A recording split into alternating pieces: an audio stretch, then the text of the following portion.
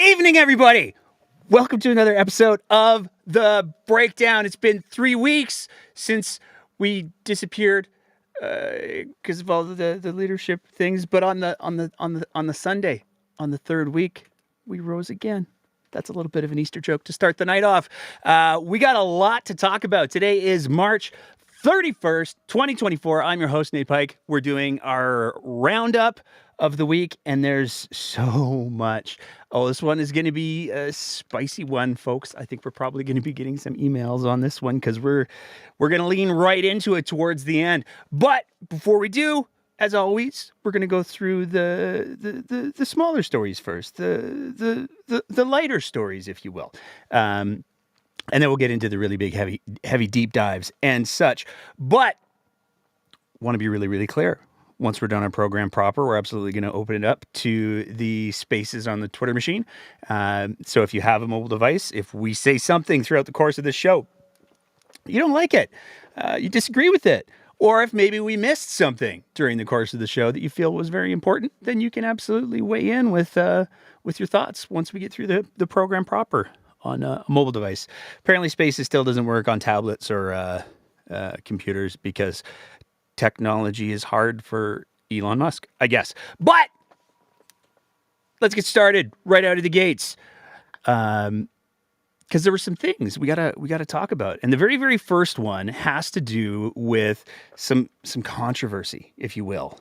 There's been a lot of debate that's gone on. We actually got called out by a UCP press secretary, I think, employee, because there were some numbers around the Encampment processing facility. And I want to be clear, we make a lot of jokes about the Encampment processing facility that's in Edmonton, but we also saw the recent announcement from Jason Nixon and Danielle Smith and the chief of police of Edmonton that they're going to be expanding those facilities. It's not just going to be a homeless/houseless processing facility in Edmonton. They're going to do it in Calgary too. So that's great. And as much as we do make jokes about it, because there's some things in regards to this whole thing that are pretty gross, tearing up and destroying encampments, the misrepresentation of what's been going on in encampments, the fear mongering that's been going on around the homeless and the houseless population. All of these are very, very bad things. But one of the big questions that's come around is how many people has this processing facility actually helped, because the idea behind the processing facility in and of itself, if you remove we're going to forcibly take homeless people's and houseless people's tents and possessions and destroy them and throw them in the garbage, and then we're going to take them to this processing facility. If you ignore that part, which you probably shouldn't, then you get to the reality that these facilities do have a boatload of different agencies involved. And the idea is, if you have all of these agencies in one place, then maybe you can get some people plugged into some of these services. Maybe you can remove some of the barriers for people. So that's the idea behind it. But one of the big questions is, how well has this been working? Well, there was a budget thing where NDP MLA Janice Irwin was asking some questions of the tall Jason Nixon. Jason Nixon does not like having questions asked of him. He did not approve. He said a very defensive, let's go with, tone right out of the gates. And in fact, he kicked the numbers question to his deputy minister, who was very, very clear about what the numbers are. And while there are some people that have been plugged into different services, there's been some referrals made. All of those are good things. When it comes down to the actual number of people who have been put into actual housing, not just shelter spaces, not just shuffled around the board a little bit, but when it comes down to the actual number of people who have been put into actual housing, it's not great. Navigation and Support Center, people are being housed both by the housing workers and directly through the shelter. And once they leave the center, we're not sort of tracking at that point. We leave that to our shelters and CBOs to do. However,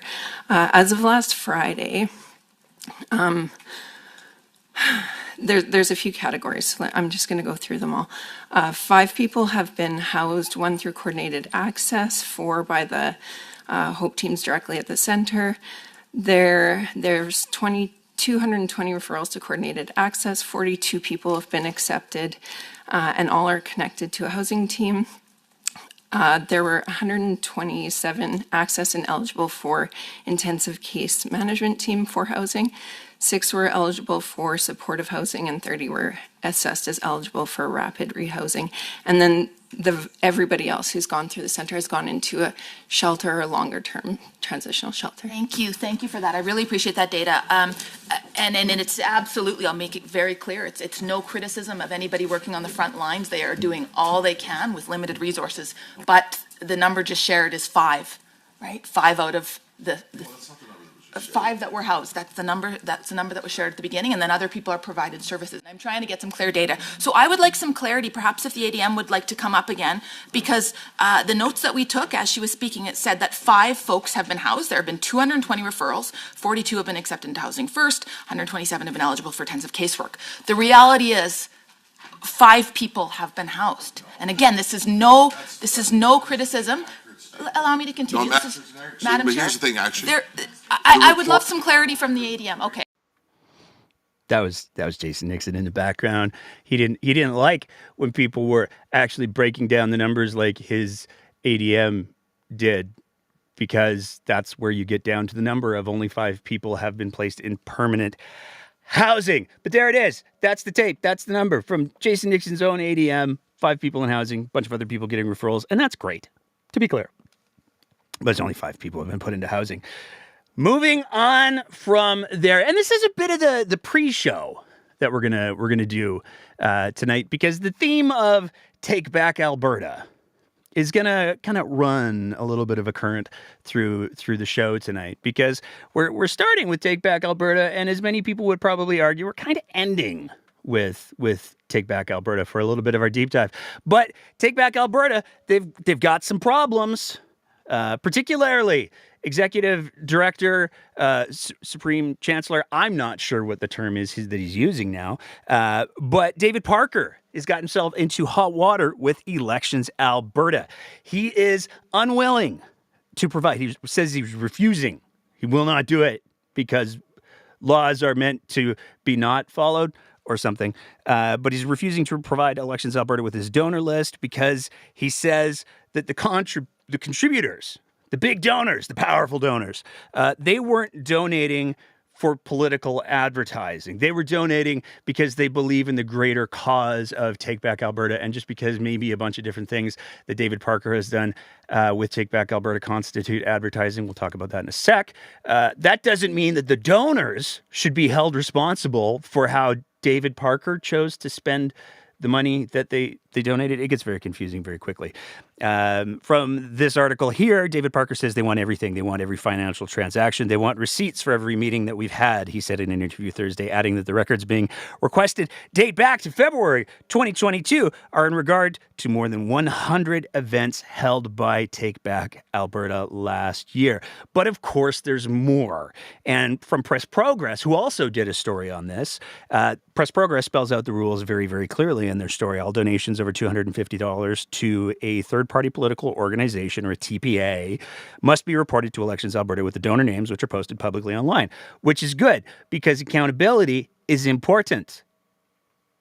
Right, Davey? Donations can go as high as $30,000. So the limits that exist for TPAs are not anywhere near as low as the limits that exist for political parties. For political parties, it's like a sixth of that. And those all donations as well are published too. So when you're giving even more money to organizations that are attempting to influence government or the public through advertising, it makes sense with limits up to $30,000 that you'd want to have that accountability still present. Elections Alberta has the power to levy fines for violations of the rules. Now, this is where it gets really interesting because Parker actually admits in a story to Press Progress, he admits that there are large donors who have contributed in the thousands. So, a couple things to be clear of. Donors, plural, And these are people who have contributed thousands and thousands of dollars, because thousands is pluralized, to Take Back Alberta. He says that he's not going to tell anybody who those donors are. So the people who are bankrolling Take Back Alberta, which has taken over the UCP, that gets a lot relevant later, I promise. The people who are bankrolling that, he doesn't believe that they should have to be disclosed because he wants to protect them with secrecy, as is the practice of transparency that we see from Take Back Alberta. The quote from the article: "I wouldn't want to be naming those donors if I was Elections Alberta," Parker said. "It's a dangerous game messing with the powerful." Ooh, so there are people who are above the law just because they're powerful. Fascinating choice from David Parker, who was involved with supporting the convoy. He was involved with the efforts to remove Jason Kenney for putting in health measures reluctantly, I might add, during the pandemic. But powerful people, they should be above consequence. They should be above the law. It's almost as if he's worried that they won't keep giving him money if everybody finds out who they are.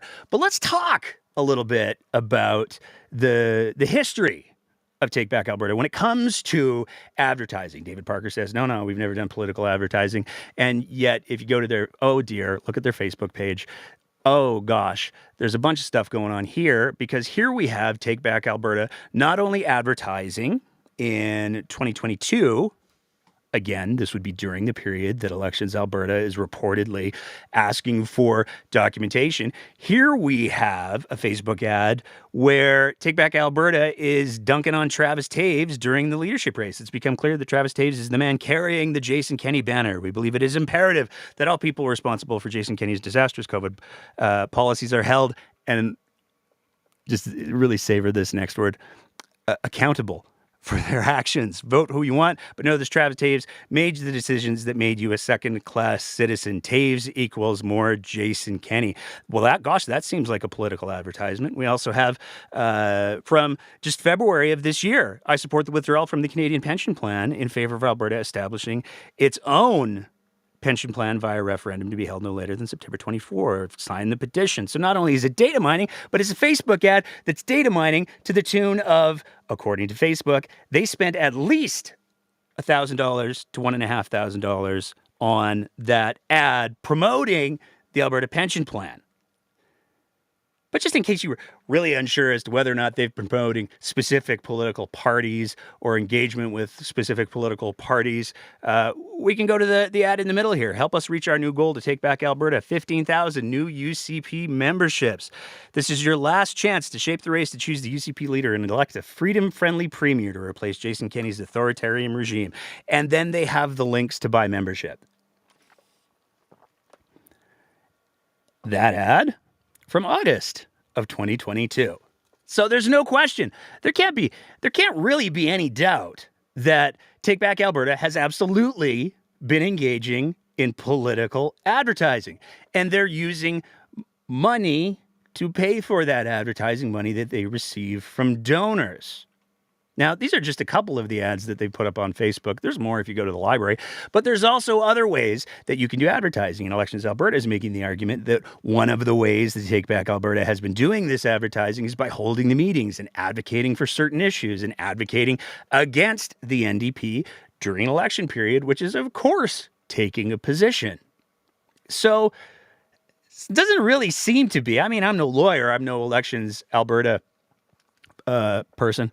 But there doesn't really seem to be any debate that Take Back Alberta has been engaging in political spending and political advertising.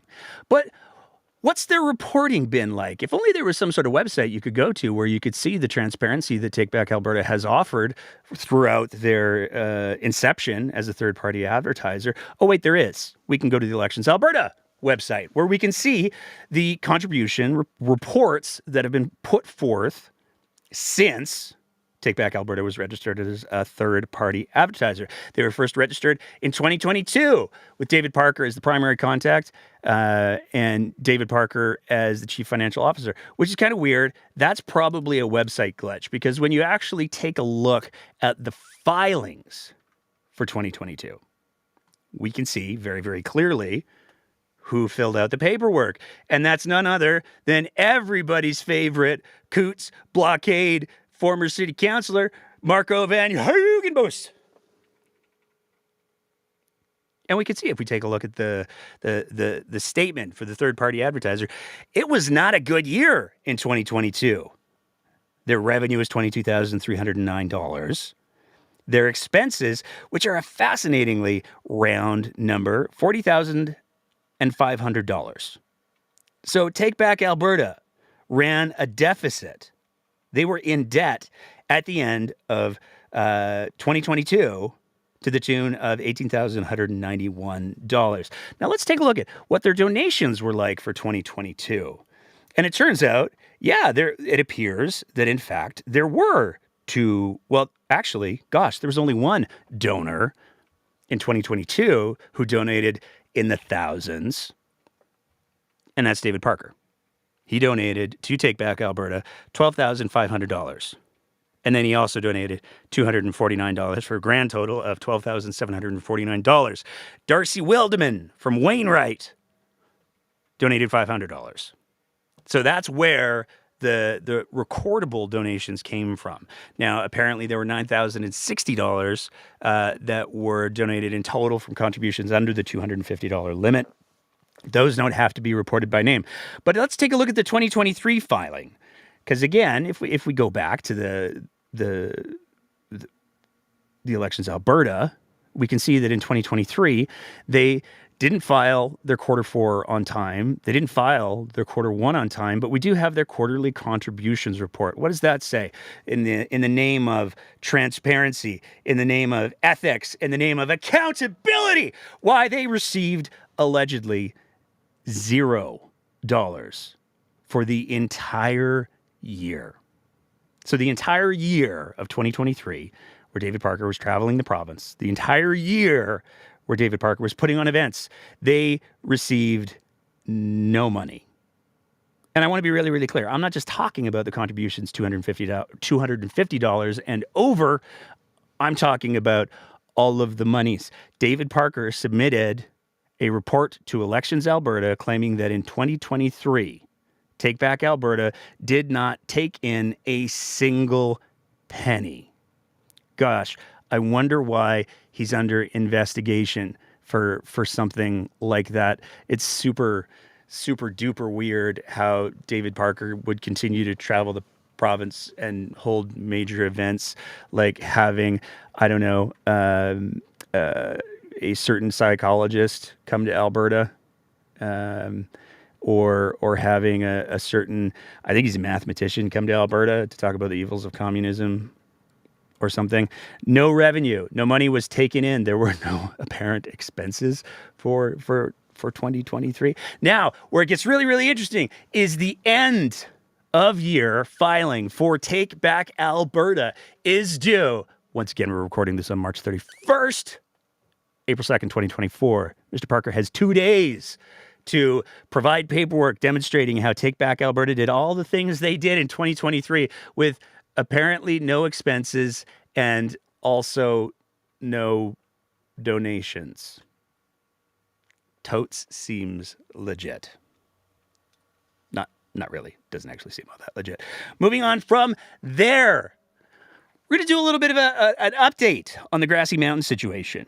Grassy Mountain is, of course, the old coal mine that was shut down decades ago and then bought by Benga, which is an Australian company, in the hopes of restarting that coal mine and maybe doing some selenium poisoning to the water table for southern Alberta. No way to say for sure, but the odds were good. And the entire province went, whoa, you're doing what now? And the UCP had to put in some protections. The application was actually denied. And as we talked about on our last live episode, which was 3 weeks ago, as we talked about on the last live episode, that was denied not just by the feds, it was also denied by the province. And it was denied because the environmental costs were not worth the financial gain that Alberta might see. Now, since then, there's been some new developments. We talked on our last live episode about all of the money that Banga, which isn't called Banga anymore, they changed their name to Northback. See, it's different because they changed their name tag. So it's totally different. It's not different.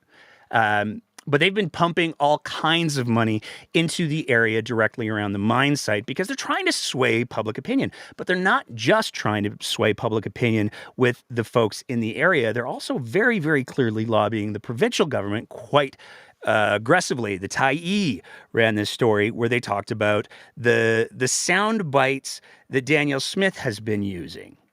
Sound an awful lot like the sound bites that the CEO of Northback has been using. So let's take a look at what Smith has recently said about the Grassy Mountain mine.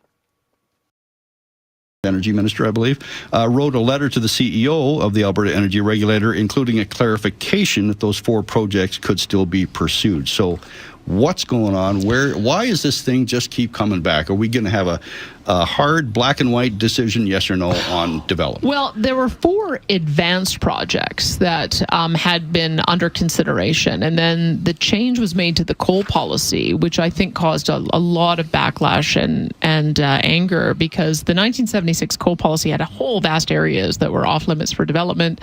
When it got rescinded, then there were a number of different companies that were going onto pristine land and starting to do some of the initial work to determine whether they could develop. So we reinstituted the coal policy, but there were still those 4 advanced projects that were excluded from that policy because they'd already been disturbed. I think there's a couple up in the Hinton Grand Cache area.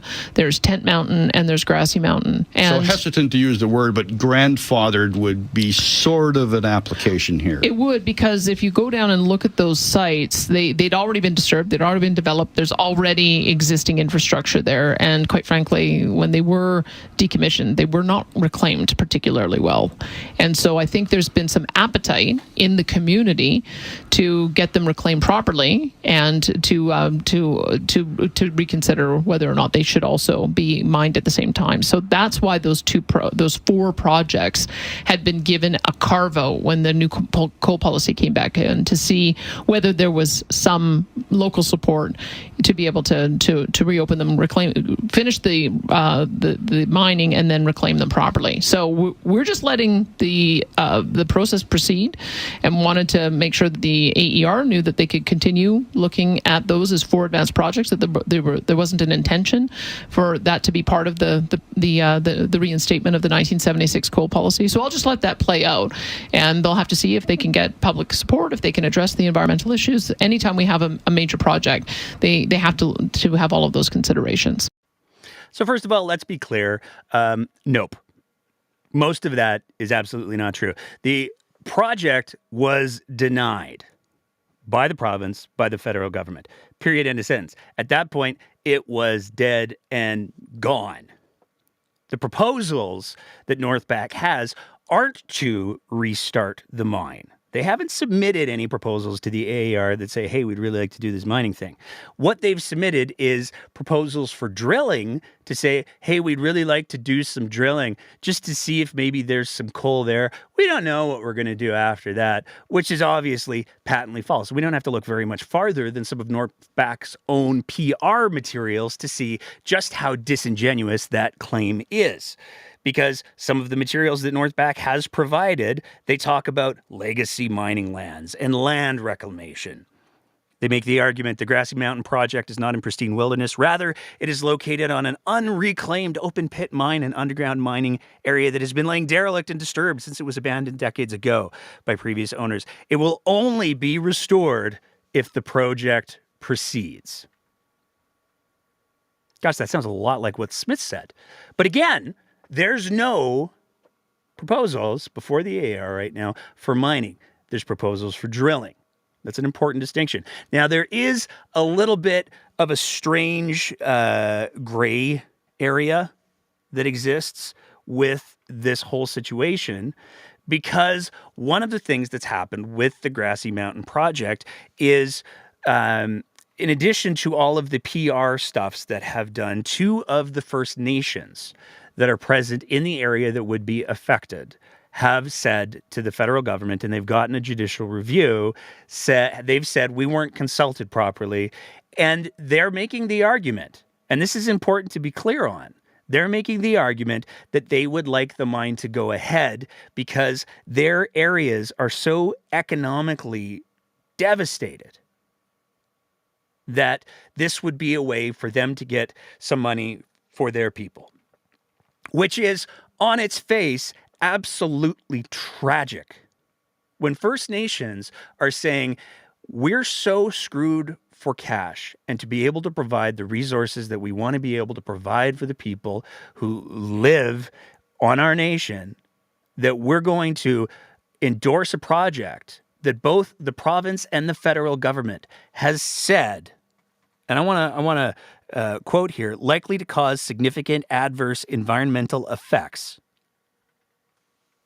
They've said they didn't get the consultation. They'd like to get the consultation, please.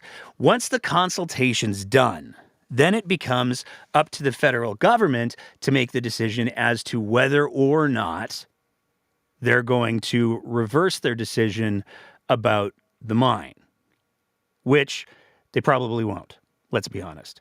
Unless, of course, that process is able to be stretched out long enough that there's a federal election. And then maybe we get a new government at the federal level that maybe is going to be a little bit more friendly towards the company that wants to pursue a project that once again is going to be likely to cause significant, not just a little bit, significant adverse environmental effects. That's where we are. But even Stoney Nakoda First Nation, the law firm that represented them, they said, yeah, we're really not too sure what's going to happen next. So when Smith says, oh, they were grandfathered in, it's really important to realize the only reason that they were grandfathered in is because Minister of Energy Brian Jean wrote a letter to the AAR saying these people should be grandfathered in. So it's not like there was some sort of carve-out that existed from day one. That's not what happened here. There's no question that Smith and the UCP intervened directly on Benga/Northback's behalf in order to get the drilling process going in the hopes that they can run out the clock on the federal government and maybe get the mine going. Meanwhile, Northback continues to dump thousands and thousands and thousands of dollars and apparently have UCP MLAs at their disposal for PR announcements. So that's the situation with Grassy Mountain right now. Moving on from there, though, and this is something that we've gotten a few DMs about, which is kind of weird because normally municipal politics wouldn't be something that we spend a whole lot of time on this show, but yet again, it's appearing that the lines between municipal politics and provincial politics are starting to blur a little bit. Now, a lot of this started off where David Staples, who has no sort of friendly relationship whatsoever with the UCP government. Nope, that's not a thing that exists. He wrote an article, a editorial piece, creative writing effort. I never know what to call Mr. Staples's literary endeavors. But he wrote a piece that came out on the morning of March 27th, where he said the province is considering the move to audit and stabilize the city of Edmonton. Now, this whole column got people quite concerned. There were a lot of questions as to why is David Staples saying that the provincial government is going to come in and take control of the city of Edmonton. That seems kind of not great, but fortunately, there was a press conference that Danielle Smith was at, and she was asked, so what's going on, Danny? Clash with the city of Edmonton. And so anybody who's looking at this from the outside is going to say, oh, isn't that interesting that they want to intervene in the affairs of the city of Edmonton? Have they posted a deficit? They're not allowed to under the law. So I'm just wondering, like, what would you say to people who are very suspicious about your government's motives here, and even having this message come out via a columnist? Well, look, as I understand it, there was a pretty involved meeting at the council a number of days ago that talked about the financial challenges the city is facing. There's a number of people who were at that meeting, and a number of them started calling us, and so that's how we heard about it. But we're just letting the city know that we're on standby if the things that we're hearing are true, and if they need any assistance. And we've been watching the media as well in seeing the exodus of senior officials over the last 12 months. That is unusual. And when you've got a major city that has the kind of budget and the kind of responsibility Edmonton does, and you lose 7 or 8 of your senior staff, and then you're hearing of meetings where they talk about very serious financial challenges, it would be irresponsible of me not to pay attention to that. So we're paying attention. We want the council to know and the mayor to know that we're on standby if they need to talk to us to be able to help them through this. No one stepped in. No one has intervened. No one is doing an audit. No one is taking any extraordinary measures. But if they need our help, then we're ready. We're ready and on standby to help. Now, you got to love when you can tell that Dani's been taken a little bit off balance, because she takes that extra little bit of time at the beginning of her answer to kind of roll up the speed and get the momentum that she needs to plow through the last half. But there's some interesting things about her answer there. First of all, she's not wrong. There have been some problems in Edmonton. They had some financial issues with the budget in 2023. They just recently passed a record property tax increase. And there have been some pretty major resignations. Most recently, the resignation of the city manager, Andre Corbould, whose name is so very familiar to us here at The Breakdown because he was one of the figures that was heavily involved in the mask scandal, where some people say it very much appeared that Adriana LaGrange directed a couple $1 million. What's a few zeros between friends to a acquaintance and donor, allegedly, in Red Deer, and bypassed a bunch of other companies that were actually offering masks for cheaper, so that she could push this money to that mask company. The only reason why the ethics commissioner didn't find that something untoward had happened was because everybody involved couldn't remember what happened. That was they rolled out the Reagan excuse of "I do not recall," and that's the only reason why the ethics commissioner could not find on a balance of probabilities that there was untowardness happening. So, Andre Corbould, he just resigned a couple days ago. So the city of Edmonton has had some problems, but there's different perspectives on what those different sources of the problems might be. And Edmonton City Councillor Michael Jans put up a social media post, and he made his feelings pretty clear. Points to numerous examples of provincial costs being downloaded onto cities and towns, like, for example, less funding for infrastructure, taking a greater portion of photo radar revenue, and opting out of property tax payments for provincial buildings. Edmonton doesn't need an audit. The provincial government needs a mirror. They need to take a look at how they're treating municipalities, not just Edmonton, not just Calgary, but look around. Municipalities across Alberta, infrastructure is crumbling because of provincial underfunding. And in fact, Michael Jans has pointed out, as many other pundits have as well, that when you take a look at all of the provincial infrastructure that exists in the city of Edmonton, the legislature grounds are a good example, and all of the buildings in the area. That is prime, almost riverfront property.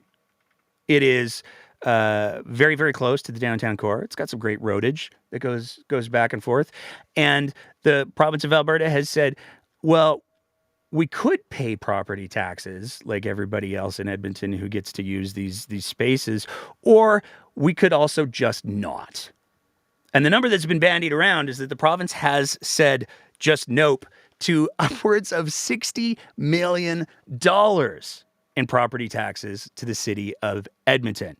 So when we're talking about reasons why the city of Edmonton might have some budgetary concerns, not being able to get the province to pay their property tax kind of does sort of factor in a little bit. And one can't help but wonder whether or not the province, as it's standing by ready to assist in any way needed, would be willing to actually pay their property tax bill. So far, though, looks like the answer is a big nope. Moving on from there, and we're getting into the good stuff. We got 3 big topics left. And numbers 2 and 3, those are kind of the spicy ones. Might even have to get the council clock out. I'm not sure yet. I haven't decided. But we do have to talk about the NDP leadership race for a second. For those of you who have been following the show, you know that we have been doing our very, very best to try to get all of the NDP leadership candidates to come on the show, have a chat. And we're only missing one now. We've had chats with literally everybody who has said that they were going to run for NDP leadership, as well as the folks that have actually run for NDP leadership. We're trying to get Gil McGowan still. Gil's laptop apparently broke, so he's having some problems, but we're hoping that we're going to be able to sort it out fairly soon and get Gil on the show, because we do want to make sure that we afford everybody the same platform. And get the same conversations. We have our list of questions that we're working through. And one of the fun conversations, from a personal standpoint, speaking only for myself and not anyone else affiliated with the show, one of the fun conversations that I really enjoyed was the conversation with Racky Pancholi. She is a mind at work. There's no question. She's a very, very fast talker. She's got a firm grasp of the issues. And in her campaign, she was one of the people that was like, you want policies? I got the policies. And she was firing off policies left, right, and center. So it came as a surprise to many, given the intensity with which she ran her campaign, that she announced on March 26th that she would be stepping down. She would be exiting the NDP leadership race. And her reasons for doing so were pretty clear. All Alberta NDP leadership candidates received updated membership sales numbers from the party, the first such update since Naheed Nenshi entered the race. Those numbers show that in the span of a week, Naheed has more than doubled the size of the Alberta NDP's membership. It's an incredible accomplishment and invites so many more people into our movement. Growing our party has always been and will continue to be my first priority. Rather than compete with each other, I want to unite us behind our shared vision and mutual goals. So today, I am announcing that I will be ending my campaign to be leader of the Alberta NDP. We must move forward to offer a positive alternative to the UCP that Albertans can enthusiastically support in the next election. And I believe that means uniting behind the next leader, Naheed Nenshi. Pretty clear. A lot to unpack on that one. I don't think anybody can underplay the significance of the statement that all of the leadership candidates received membership updates. And in the week since Naheed Nenshi entered the race, he doubled not just the sales so far, he doubled the membership of the NDP. That's a tremendous feat. And I think, speaking again only for myself, I think it's really quite impressive is the word that I'm going to use, that Racky Pancholi made the decision to recognize the direction that things were going and her campaign. And when she did that, she also did a very good job of making sure that she's got a voice at the table going forward, because she announced immediately after that, in fact, she had become the executive chair for Naheed Nenshi's campaign. Now, there's people who have speculated maybe this was all part of the plan from day one. I don't think that's true. I don't think that's accurate at all, particularly if you go back and listen to the conversation that we had with Racky Pancholi. She was in it, and she was in it to win it. And one of the big things that she stressed in that conversation was the importance of growing the NDP past where it has historically sort of fixed itself. And it makes perfect sense given the writing on the wall, and that Naheed Nenshi's demonstrating that he's already executed on that goal. It makes perfect sense for her to make sure that she secures a voice within that silo so that she can do exactly that. And she can't be faulted for it because she's adhering to the goals that she set out. But it's also a huge statement to the NDP membership and to the rest of the leadership candidates, because many people were looking at Raki as one of the front runners. The two names that many people bandied about were, well, it's either going to be Nenshi and Raki, or it's going to be Nenshi and Hoffman. That's what a lot of people were saying. Well, with Raki moving all of her support, which was substantial, to Naheed Nenshi, it's not a small thing. Going to be interesting to see how it plays out. We're going to try to continue to, we really do. Gil, if you're watching, we would love to have you on. And we're going to continue our tepid coverage of the NDP leadership race as we go. But moving on from there, we also saw a saga unfold as earlier in the week, and it literally was earlier in the week. This is March 26th. Danielle Smith invited herself. She's very, very good at that. She's very good at inviting herself to things. She invited herself to the Standing Committee on Finance, which is the federal committee that would have the most say over the carbon tax. And she said, I would like to appear at this thing that you're doing on, I think it was 2 days later. Yeah, she was requesting to testify. It wasn't even that there was a scheduled meeting. Forgive me. She was requesting that the committee chair recall the committee so that Danielle Smith could go and testify about how evil the carbon tax is, which is a pretty bold move because it's the March holiday season, and in particular the weekend leading up to this April 1st would have been the Easter weekend. So people are out, people are away. But Danielle Smith really wanted to have her public say, and she didn't get it. But what did happen was equally kind of weird. So Kelly McCauley, who is the member of Parliament for Edmonton West, he is the chair of the Standing Committee on Government Operations and Estimates. And he said that, you know what, even though my committee isn't the one that's responsible for the carbon tax, I would love to hear from the Conservative premiers as a member of the Conservative Party of Canada. So he did. And Danielle Smith's response was really bizarre, because here you have Kelly McCauley, who is the chair of the federal committee and the federal committee for the government. And Danielle Smith's response was, it's incredibly disappointing that the federal government will not hear from so many provincial premiers that are opposed to the carbon tax and the economic difficulties it forces to families across the country, including right here in Alberta. So she's got a guy who says, hey, you can come be on my committee. And she says, I wish that I could be on a committee, and it's so sad that I can't. It's very strange. I've read this tweet like 6 times looking for a different interpretation. Can't find it. But she did. She went to Ottawa. She made a production of it. And when I say she went to Ottawa, she did so virtually. So it only kind of counts. But turned some good social media fodder out of it. She appeared on the 28th, 2 days later. It's pretty fast. And provided the link to the committee, saying, tune in now, it's time to stop the carbon tax. This morning I'm testifying to Parliamentary Committee on the dangers to our economy if the federal carbon tax is raised further.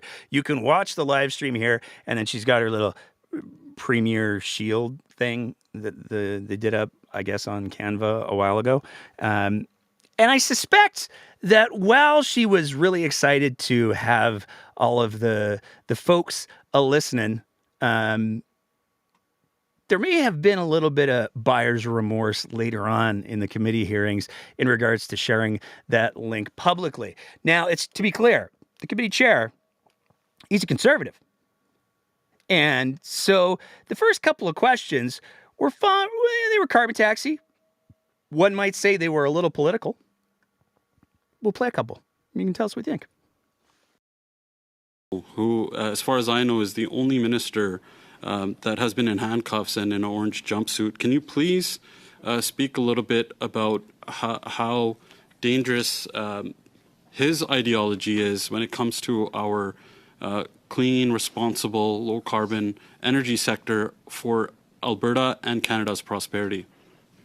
I should just make sure the committee knows exactly why Stephen Guilbeault faced law problems. One was for the stunt he pulled on the CN Tower. The other was that he climbed on the roof of our Premier, Ralph Klein, when his wife Colleen was home, terrifying her. So you can imagine how Albertans feel that this is the person now responsible for enacting emissions policy.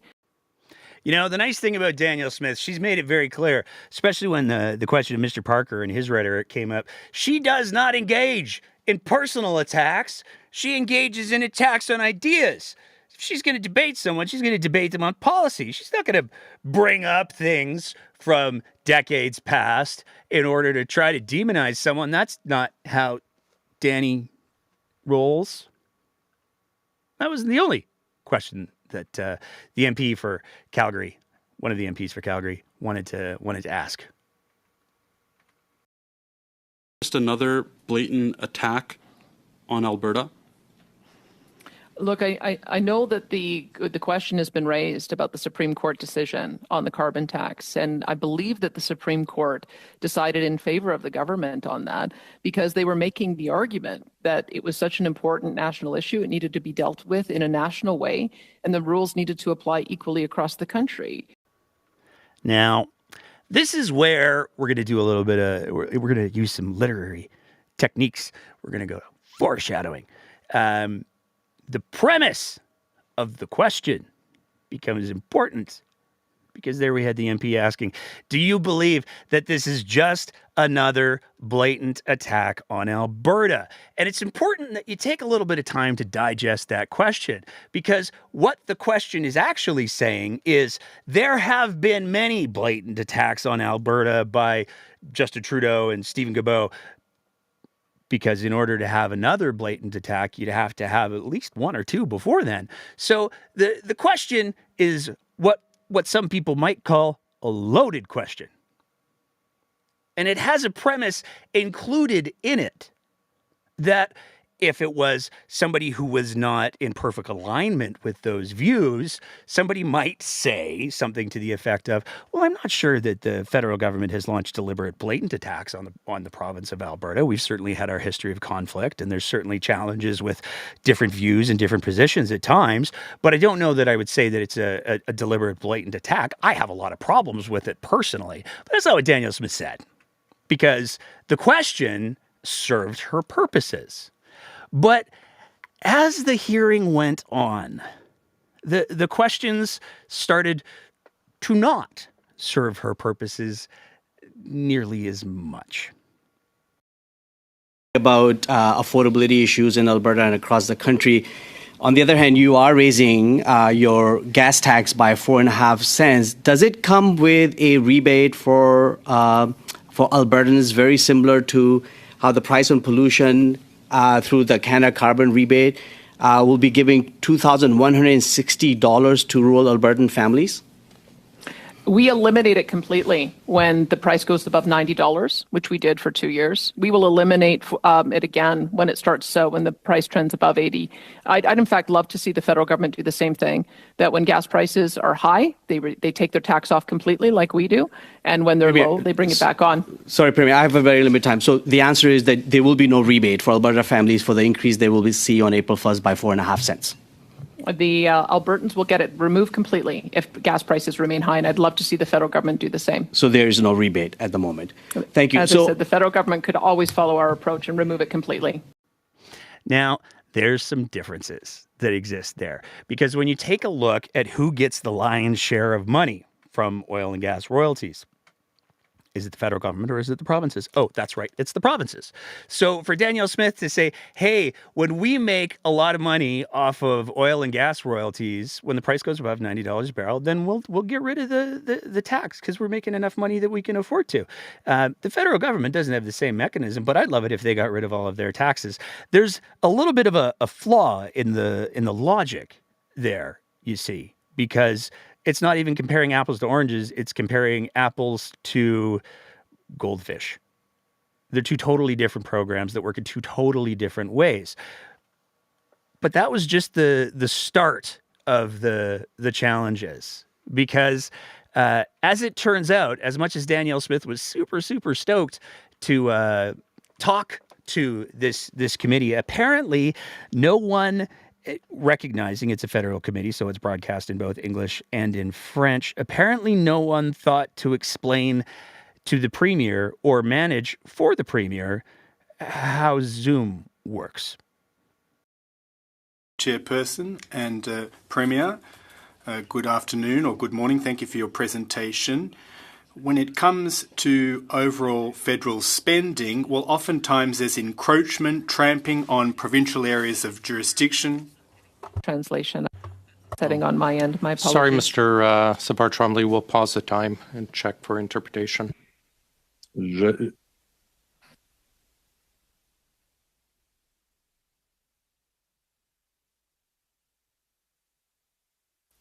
Testing one. Change set. Testing 1 2 3. This is the English channel. Testing 1 2 3. This is the English channel. Testing 1 2 3. This is the English channel. There's a little like globe icon. Yeah, there might be a little globe button at the bottom for interpretation, bottom of your screen for Zoom. Original audio English. Listen in English. Perfect. Let me just see if that works. Sorry, I'm new to the simultaneous translation. I hope that works. Testing 1 2 3. Set your time and start a game, Mr. Trombley, or Savar Trombley, please. You know, we debated as to whether or not we should play the whole clip because it's just so painful, but we decided to play the whole clip because it's just so painful. This is a platform that's used for these committee meetings, and it's pretty stunning that nobody in the premier's office, you can say the premier's busy, she doesn't have time to read the manual. That's fair. But when you are putting yourself in the position of saying, I'm going to advocate for the province of Alberta and the whole country to say the carbon tax is bad, having somebody go over how to make the things work would probably be a good place to start. But that MP did have a question that he wanted to ask, and this is where things started to get even more interesting. An Alberta Sovereignty Act. And as a member of the Bloc Québécois, I'm quite sympathetic to that notion. I'm fighting for the complete independence of my nation, and I want to know what motivated you. What was the root cause of this? Is it because the Constitution was being flouted? Was the spending encroaching on your areas of jurisdiction? What kind of interference prompted you to do this? Mostly it's been the various legal actions we've had to take against the federal government. We've had a victory on the Impact Assessment Act, which you know is Bill C-69. We had a success initially on the declaration of plastics being toxic, also deemed to be unconstitutional. But I can tell you my Justice Department is very busy. We have about 14 different actions that we are going to be taking against the federal government for various ways in which they're interfering with our jurisdiction. A lot of people have been speculating for quite some time. When is Danielle Smith going to roll out the Sovereignty Act, the great impotent cannon that it is, and start to fire back at the federal government in absolutely no meaningful way? And it turns out she's been having the bureaucrats within the Alberta government apparently doing a review, a scan, if you will, of all of the different ways that maybe the federal government has arguably encroached on Alberta's jurisdiction or sovereignty. And there's 14 that Danielle Smith thinks that she's found. And so in response to the question on the Sovereignty Act, apparently Albertans and Canadians can expect 14 different resolutions or uses of the Sovereignty Act where Danielle Smith is going to stamp her feet in the legislature and say, you federal government people, we have no standing to challenge you in court. Therefore, we're just going to do something performative with the Sovereignty Act. But that it wasn't just the Sovereignty Act that Smith got challenged on. The issues ran the whole gamut. We also were looking at providing a Ontario pension plan to supplement the Canada pension plan, to add to it. And the whole intent was to enhance CPP to make it even stronger. It's also a matter of unity. It's a matter of protecting all Canadians. You spoke at the start of talking about Albertans and Canadians for the nation's benefit. Can you explain what benefit there is to Albertans by withdrawing from CPP, creating more costs, and putting at risk their retirement? Well, there is a formula in the Act that was insisted upon by Ontario, so that if Ontario ever wanted to get out of the Canada pension plan, there would be clear rules for how to do that. We applied that methodology and found that every year Albertans pay more in premiums than they get back in benefits. With that invested over time, it has grown to about $334 billion that we would be entitled to based on the formula in the Act. I think it's important for all Albertans to know, and also all Canadians to know, just how unbalanced Confederation is, just how much Alberta does pay into Confederation. When Ontario was a so-called have-not province, it still provided $11 billion more to the rest of the Federation than it received, whereas other provinces, and that has happened with Alberta, but it's a national unity issue. It's about protecting Canadians. It's also about protecting Albertans for their future retirement. Before I let you go, can you document the times that you were called upon to come to this committee so that we can have that report back as well? Certainly, it was just the one time, and we said yes immediately. So there's some pension plan conversations. And the MP from Ontario brought up the very valid point that at different points in history, Ontario has contributed more through income tax payments, which is how people pay into equalization, than they got back. Turns out, when you're making boatloads of money, you pay more taxes, and you don't need those equalization payments. So it almost seemed like there were a couple people that maybe showed up to maybe take the premier out for a walk. And that resulted in a couple of exchanges, particularly this one here. It's a little bit longer, but it's well worth a listen, where Danny definitely was taken out for a walk. I wanted to set the record straight right off the bat. The oil to heat pump affordability program is not just available to communities in the Atlantic provinces. That is a program that is available across Canada from coast to coast to coast across all communities. And as you rightfully pointed out, Premier, home heating oil is often the most expensive, but also the most polluting type of oil. And so again, our federal government has extended that program to all communities across Canada, including in Alberta and including in my home province of Ontario. Premier, I also wanted to highlight the fact that, again, I appreciate how the chair has unilaterally called these meetings and invited yourself and others to testify here because it is such an important meeting. But I just wanted to highlight the fact that it is interesting to me that out of the permanent Conservative members of this OGO committee, none have showed up other than the chair to ask questions of the Premier of Alberta, Premier of Saskatchewan, even though 3 of those permanent members are from Alberta and Saskatchewan. I wanted to highlight the irony of that as well, too, and it is unfortunate. But nonetheless, those that are here are really keen on talking about affordability and about climate change, which are top priorities for this government. Premier, I am very concerned about the fact that you're here to talk about and raise your concerns about the carbon pricing, which will add 3 cents per liter on gas on April 1st. And yet at the same time on April 1st, Premier, you are raising the gas tax in your home province to 13 cents, increasing it by 4 cents. I understand you were at an Axe the Tax rally yesterday, I believe, with the leader of the opposition. Can you clarify for me whether you were protesting? Was it a rally to axe your tax on the gas tax, which is adding 4 cents to a liter? If you can just clarify that for me. If you were at a rally to axe the tax that you are increasing in your province by 4 cents. Sure, happy to answer that. I should let you know that there are 12,000 Albertans that have home heating oil of our nearly 5 million population. So I think just by those numbers, you can see that your program does not apply equally across the country. I would say as well that as I mentioned, we have had $7 billion worth of foregone revenues because we've been trying to compensate for the inflation crisis at the federal level.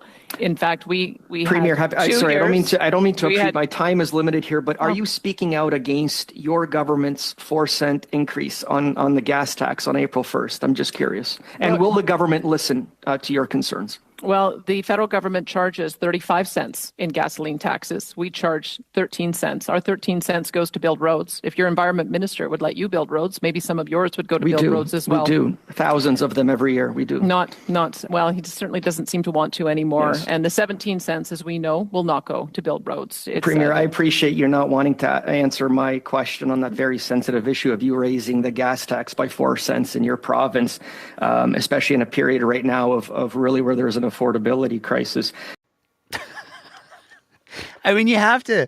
The delivery is very, very clearly performative, but you have to admire the fact that Danny isn't used to being challenged in that kind of a way, and she got really, really angry for a little bit there, and couldn't back up what she was saying with actual facts. Again, being able to back up what one says with actual facts is going to be a bit of a theme of this episode. But that wasn't the only exchange that she had with that MP.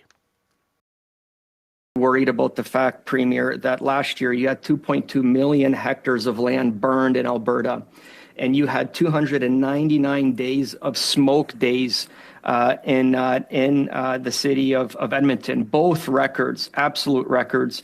Can you tell us whether climate change caused these wildfires and these smoke days? Yes or no? I would say that 60% of the fires are caused by human activity, and so we're doing a public campaign to make sure that people are safer. Well, I thought you would say that, Premier, because I looked at a report from your own Forestry and Parks, which stated that there were 1,121 wildfires last year. Of those, 91 were caused by arson, which is and that includes 262 acres out of the 2.2 million acres that were burned. It's only 0.1% of land that was burned was caused by human activity. Can you speak about the vast majority that was caused by, again, by drought conditions and the heat conditions in your province? And furthermore, the most important question, Madam Premier, what are you doing to fight climate change and the forest fires and the drought in your community that is devastating land in your community and communities? Well, I apologize, but 60%. Premier Smith, I apologize, but Mr. Kuzmierczuk has used up his time. You can respond in writing, because I understand we do have to get you out at a certain time. I apologize. I mean, there's two things that are going on there. First of all, Danielle Smith saved by the bell. But second of all, that was a very, very masterful execution of watching the clock by Mr. Kuzmierczuk there, because he phrased the question and ran out the clock long enough that Danielle Smith wouldn't be able to answer. Now, I do have to point out, there's a little bit of nuance that I would have loved to see play out a little bit more in that particular exchange, because there's some wordplay that's happening. I mean, the MP is correct that only 91 fires that only accounted for 262 hectares were created by arson. The remaining 2.2 million were, and this is where the wordplay comes in, created by two different things. Yes, Danielle Smith is absolutely correct. 60% are caused by human activity. But there's variables that we have to add up here, because human activity includes things like taking the ATV out for a rip. And if you're dealing with normal conditions, the odds of that starting a fire are considerably less. It's human activity. And under normal conditions, things are damp enough, you're not going to get a fire. But because of the dryness of the conditions it takes much less human activity to cause those fires.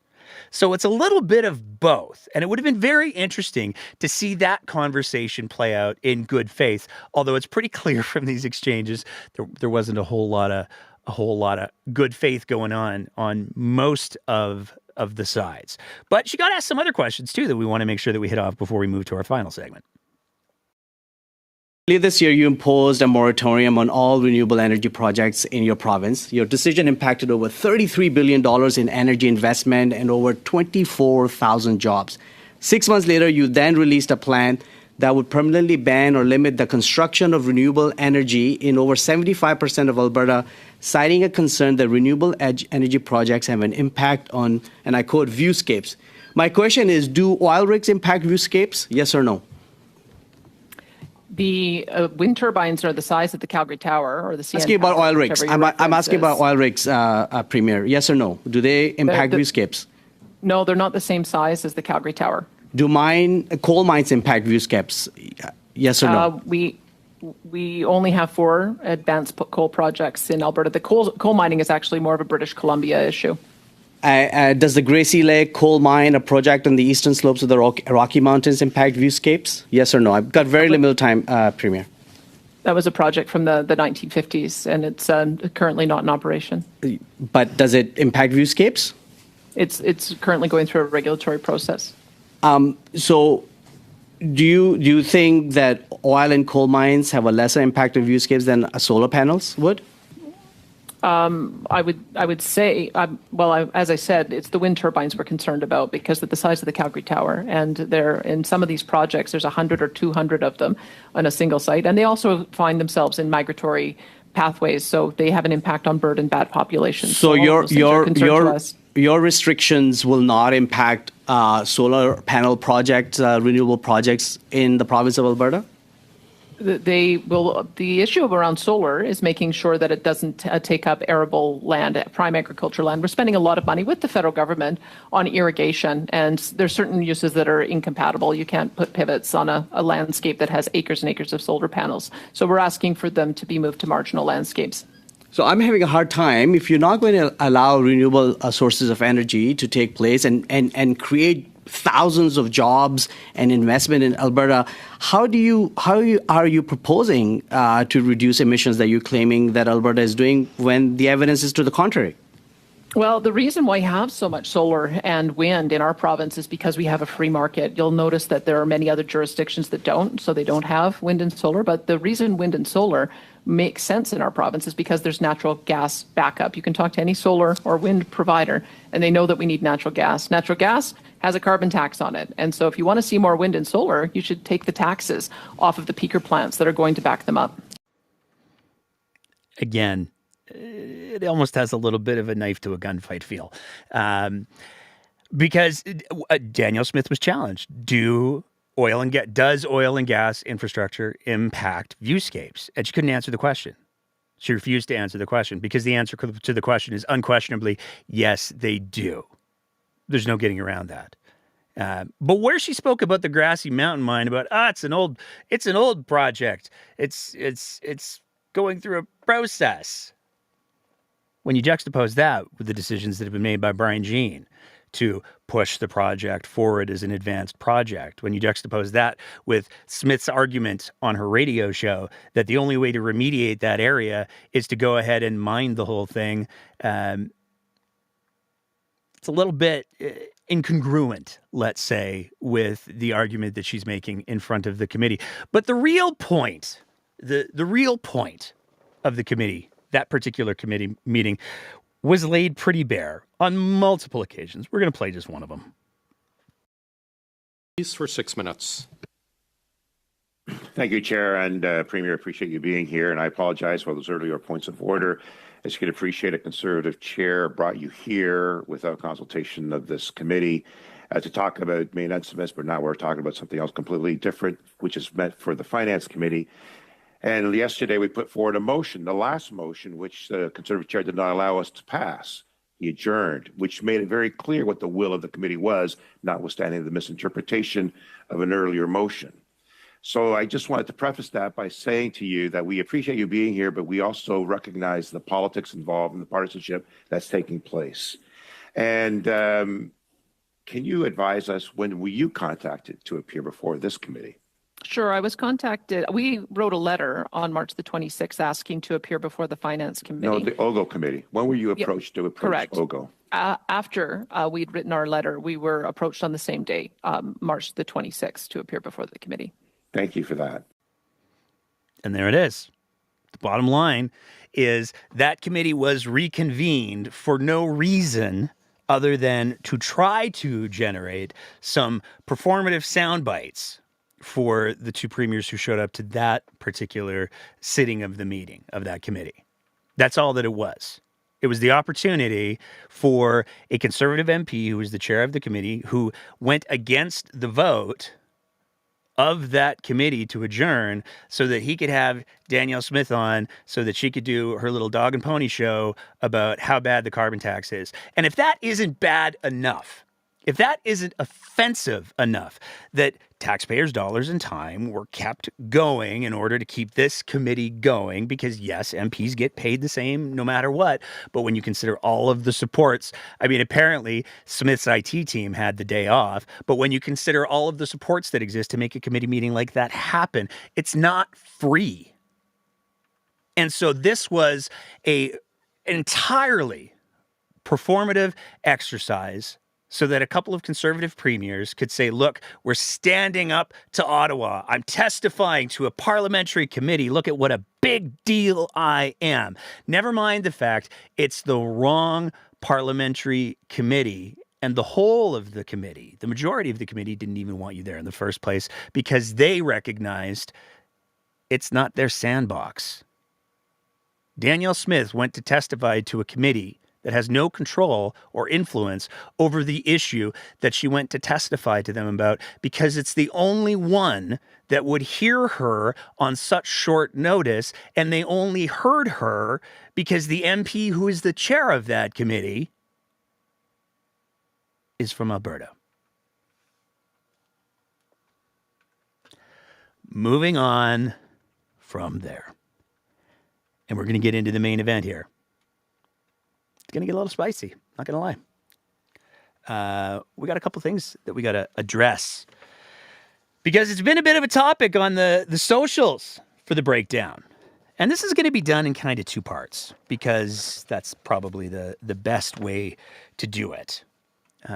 Because there really are two parts to this conversation. There's the initial part of the conversation that we presented, and then there's the part that we found ourselves dragged into later on in the week. We're going to address both of those, but we're going to do them in different sections.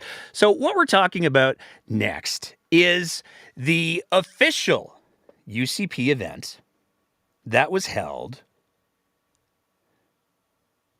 on March 19th, 2024, at Canyon Meadows Cinema. Now, I want to be really, really clear, because this is why it's significant. This is why this is important. This is why we're talking about it on our show. This is not a gathering of the South Calgary Tinfoil Hat Club. This is not some sort of fringe group. This is an official United Conservative Party of Alberta event that took place in Calgary and was attended by the president of the Constituency Association for Calgary Lougheed. It was organized by the Constituency Association for Calgary Lougheed, but it was also attended by the president of the whole party. So, to break it down, just to make sure that we get the context right on this, you got the Constituency Association for Calgary Lougheed, and they're the ones that do all the stuffs specific to Calgary Lougheed, ironically enough, Jason Kenney's old constituency. It's a bit of a conservative stronghold. So you've got the Calgary Lougheed Constituency Association. They're going to put on this little event that's literally called What Matters to You? Let Kids Be Kids. That's what's going on here. It was attended by a number of people. We're going to talk about some of them.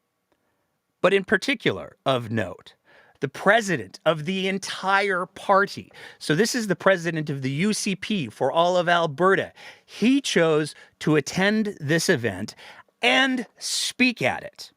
And where this gets to be important is because there are certain positions or certain roles that lend the appearance of legitimacy to certain events. That's a really important thing to be aware of. The president of the UCP doesn't go to every single little UCP event across the province. He just doesn't. But when the president of the UCP, the highest elected person within the party of the UCP, we're not talking about the MLAs and the premier and all of that. We're talking about the internal infrastructure. You know, that infrastructure that Take Back Alberta was so proud of taking over? When we're talking about those people, he is the highest ranking person in the party. And he chose not just to attend this event, but to speak at it, as did some other folks. Now, it's worth remembering when we're talking about Calgary Lougheed, we're talking about Calgary Lougheed. Calgary Lougheed is also the constituency association that saw the MLA for Calgary Lougheed, by some reports. He has presented the failure of his business as being a direct result of COVID, even though his business was well into failure before COVID. He made a risky business move in regards to moving his restaurant and lost the farm on it. And then he blamed it on COVID because I guess that's what all the cool kids were doing. I'm not sure. But there's been some other fundraisers. There's been some other events. And we're talking about high-profile fundraisers, high-profile events that anybody who's paying attention to Alberta politics, and even a lot of people who weren't, were probably aware of. Because back in the run-up to the last provincial election, we saw the let's go ahead and call it a convoy fundraiser. It was held on April 26, 2023. And it got some people in some hot water, including the Premier of Alberta, because she posed for some pictures with some folks. And there were a lot of controversial people that she posed for pictures with, but one of them was facing criminal charges. And that person was none other than James Bowder. James Bowder being one of the main convoy organizers who's now facing charges of mischief to obstruct property, disobeying a lawful court order, obstructing a peace officer. He's got himself some legal problems. He's tried to move his case a couple of times, hasn't worked out for him. It's also worth noting James Bowder was one of the original authors of the Memo of Understanding that the convoy used and kept using up until they abandoned it when they realized they weren't getting public support, that literally called for the overthrow of the federal government to be replaced with a bunch of the convoy folks. So to call Mr. Bowder, I don't know, an insurrectionist, a seditionist, you're not really stepping out of line. This is who Danielle Smith posed with at a former Calgary Lougheed event, just to set the stage a little bit. Now, there's a couple other things that we want to address really quickly because there's been some things that have been said on social media. And if we're going to go after something, we're going to go after it with as much accuracy as possible. Unfortunately, some media outlets don't share that passion, I guess, for accuracy. And so, unsurprisingly, one of the, and reportedly the only media group that was allowed into this event was The Rebel. And The Rebel attended, and you can watch the 3-minute thing that The Rebel did if you hate yourself, I guess. I don't know. But the Rebel did a thing where they actually had a conversation with the Constituency Association president. And one of the things that the Constituency Association president complained about was the fact that there were a lot of people who didn't like the idea that this thing was going to be a thing. In fact, according to the Constituency Association president, there were over 600 emails and calls that were logged with Canyon Meadows Cinema saying, hey, this isn't cool. Please don't do this. This isn't cool for a whole list of reasons. Please don't do this. And in that Rebel report, he said that he was going to put the names of every single person who said anything bad Now, it's important to bear in mind, one of the things that a lot of the folks who were involved with this event like to complain about is cancel culture. Now, I'm not sure. I don't know. I'm not an academic. I couldn't speak with certainty, so I'm not going to try to, where the line is between accountability and cancel culture. Lord knows we've been canceled a few times on the show, and yet here we are. We are, however, open on the show to being held accountable when we get something wrong. And we are entirely comfortable being held accountable to the things that we say and the content that we produce. We have in the past issued apologies, and we have in the past issued retractions when we have done a big thing badly. So, we've also stood our ground on more than a few occasions, which is why we've been canceled, and yet here we are. So the veracity of cancel culture, I'm not sure how effective it is, but there's a lot of people who are involved with this. In fact, it was one of the themes of the evening was, cancel culture. It's so bad. You know, when somebody does something and then they're held accountable to it. So it's a little dissonant that the CA president would then respond and say on Rebel News, hey, you know what we're going to do? We're going to put all their names up. We're going to make them famous. Because A, that seems kind of cancel culture-y, and B, they only put up 2. Now we've deleted the names of the people who were named, but they put up these 2 quotes, and they called it organized hate, which is a little hyperbolic, because I mean, have you all seen the comments section on Facebook or Twitter?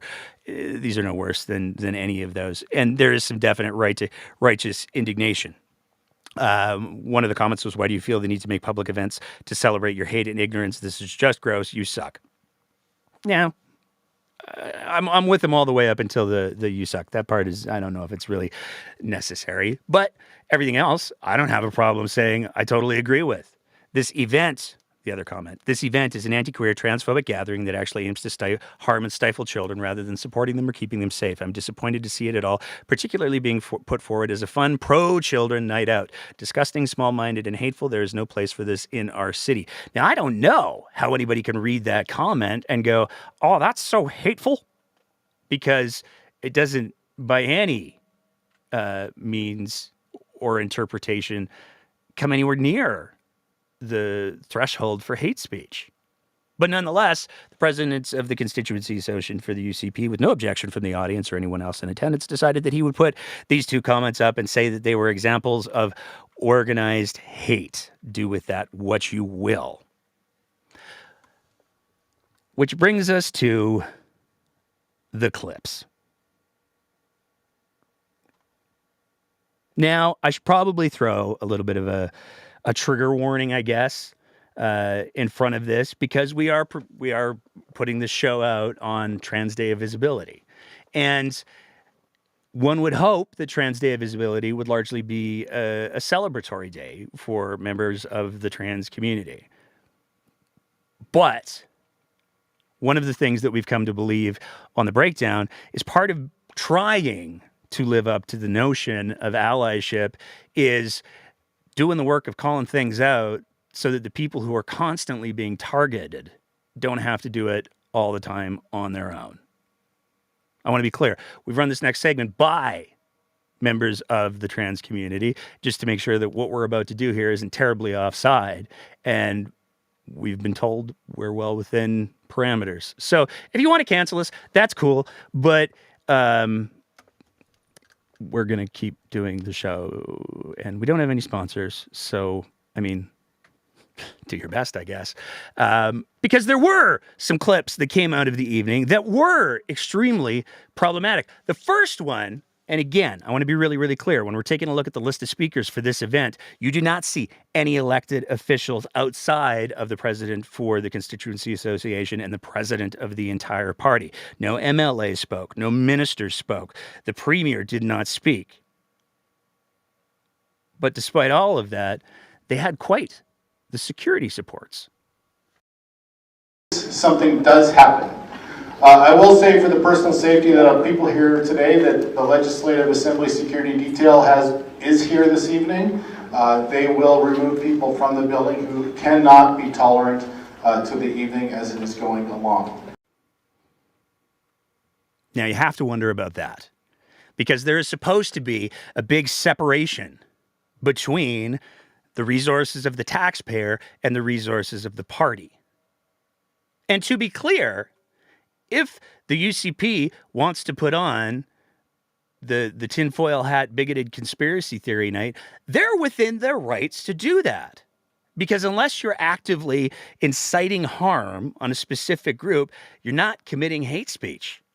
So if they want to say abstract things, and not all of the things, to be clear, that they said that night were abstract, if they want to say abstract things, they're allowed under the charter to do that. But they're not supposed to, by any record that we can find, be given access to the legislative security detail to provide security for their private event, particularly when, again, there are no MLAs speaking, there are no ministers speaking, the premier isn't speaking. There's some big questions to be asked around that, and you better believe we're going to be filing a FOIP on that one. But that wasn't the only question of impropriety, of allocation of resources, perhaps, that was raised that evening. In case you hadn't signed the recall conduct petition, we will have a number of people outside in the lobby awaiting your signatures. If you need a list of reasons, just ask my wife. She has it down to a science now. In fact, she starts with, so which one of these 13 appeals to you? So there we have, again, let me sum it up. At an official UCP event attended by the Constituency Association president, and again, the president of the entire party, they are not just allowing the presence of people who are engaging in the Recall Gondek municipal initiative. The municipal initiative to remove the mayor of Calgary. You can love her or hate her, makes no difference to me. But you have an official provincial government party event that is openly allowing space for and promoting this petition. Now, again, if it was not an official party event, then you probably wouldn't have an issue with that. But when you have party resources being utilized to prop up this municipal recall petition, that is, to anybody who doesn't suffer from serious cognitive dissonance, a tremendous conflict of interest. Now, whether or not there's overlap between the two groups, it is basic ethics that if you wear multiple hats, you're very, very clear about what hat you're wearing when you're speaking about a thing. This is something that I personally practice on the show all the time, because if we're speaking about healthcare issues or if we're speaking about EMS issues, I make it known, I do the disclosure as is appropriate that, hey, you know what? I actually work in healthcare. I have a bias here. I want to put that up front so everybody knows it, so they can judge my comments on the basis of that. But when you don't disclose that, and when you actively utilize your different organizations as force multipliers for your various issues, that is a failure of ethics. It is a failure of moral conduct. And this was a failure that occurred again with the president of the UCP sitting on the exact same stage at the exact same time that comment was made. But of course, there's more. Because one of the things that came up had to do with one of the speakers. Presenters, we have many of them. We'll talk to Blaine Badiak, Tori Tanner, Kim McBride, and John Hilton O'Brien. And I will say one thing, we get the most hate mail for Tori Tanner. And ironically, Tori Tanner, of course, young lady ran in Lethbridge West. She stepped down when she had made what apparently at the time was a controversial video. Turns out it was the truth. Little problem with that. Okay, now, we're fairly familiar with that Tori Tanner video because we're the ones what blew it up. Tori Tanner's video was a video that she put forward when she was running for the UCP nomination in one of the Lethbridge constituencies. And what she said in that video, well, you know what? Rather than be accused of taking things out of context or cherry picking, we're just going to play the video. Are in a unique position to protect the innocence of our children. Yet alarmingly, we are seeing increasing instances where kids, even those attending kindergarten, are being exposed to pornographic materials, or worse yet, having teachers help them change their gender identity with absolutely no parental consent or knowledge whatsoever. This needs to be stopped immediately. We need to get involved on school boards, on parent councils, so that we can keep those precious little ones safe from this kind of outrageously inappropriate behavior. As an educator and mother myself, this concerns me greatly, because when it comes down to protecting youth, silence just isn't an option anymore. So I'm asking that you stand with me to take action on protecting our children. Now, I try not to use very much language on the show that is of profane nature, but I want to be really, really clear. Everything that you just heard was unmitigated bullshit. There is no truth to any of it. It is fear-mongering of the worst order. Period. End of sentence. To make the accusation that kindergarten teachers are showing kindergarten students pornography is not only ignoring the fact that that would be criminal, but it's also ignoring the fact there's no instances of it. It's fiction. And it's fiction generated to try to turn people against members of not just the LGBTQ2S plus community, but particularly the trans community. And that shines through particularly brightly when she leans into the notion that teachers are trying to convince kids to change their gender without the parents knowing. Now, this is where I'm going to refer you back to the conversation that we had with a physician who actually provides gender-affirming care. Because rather than go to pinheads who are trying to get elected and are willing to throw out bullshit rhetoric in order to try to make people fear vote for them, one of the things that we try to do at the show is talk to the people who actually have the expertise. And if you go back and you listen to that conversation, you'll see that physician is very, very clear. Not a thing. That doesn't happen. The only way that a physician would ever initiate any kind of treatment for a kid or an underage person would be is if that person demonstrated themselves to have full competence, which is something that physicians are trained to determine. And that in and of itself is incredibly rare. That physician that we spoke to was very, very clear. They try to make sure the family's involved. They try to make sure the parents are involved, and they don't do anything, especially for younger kids, without parental involvement and consent. Now, where this would only get more rich would be is if that physician was from the same city that Tori Tanner's from, and there would be somehow some really easy way for Tori Tanner to get these answers instead of spouting unmitigated bullshit. Oh, wait, they are both from Lethbridge. Pretty easy to source out. If you're actually interested in getting accurate information, if you're actually interested in getting accurate facts. She presents herself as being an educator. And I suppose technically, if you call someone who utilizes homeschooling an educator, you might be able to get away with that. But that's kind of where the line's drawn. Now, when we found that video Of course we did everything in our power to make sure that people were aware of it, because she's lying. She's saying things that are demonstrably false, that put both kids and teachers at risk, because there are people who believe bullshit when spoken convincingly. That's one of the dangers of that kind of rhetoric. She had to step down from her candidacy. None of us at the show feel bad about that.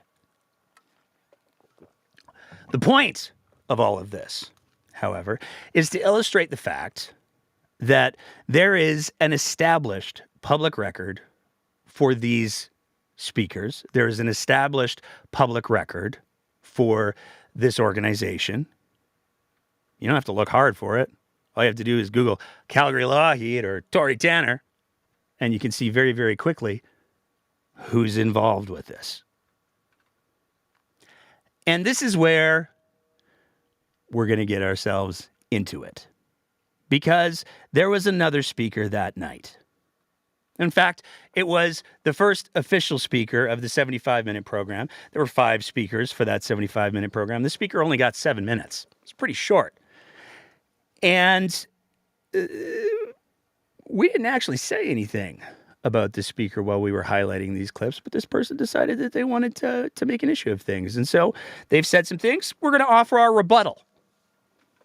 I'm speaking of trans woman Blaine Badiak. This was the first speaker of the event. And I think that the introduction that was offered for Blaine in and of itself is pretty telling. He's a student at the University of Lethbridge. I know, brand new microphones. Blaine, I will introduce you. You can then maybe introduce me. But here's what I know. Blaine says she's transgender. I just want you to know that up front in case you didn't. Blaine says she's transgender. It's a very deliberate choice of wording. It's a very deliberate turn of phrase. There's some implications in that language that are important to unpack, because the conversation, and we're going to play a longer clip in just a second, the conversation that Blaine was a part of was to get the perspective of Blaine, presumably as a trans person, as they talk about all of the horrible things that trans people are doing and the doctors and the teachers are doing to the kids. And my God, let's get the perspective of a trans person. But let's be clear, they weren't looking for the perspectives of a trans person. They were looking for the perspective of somebody who says they're trans.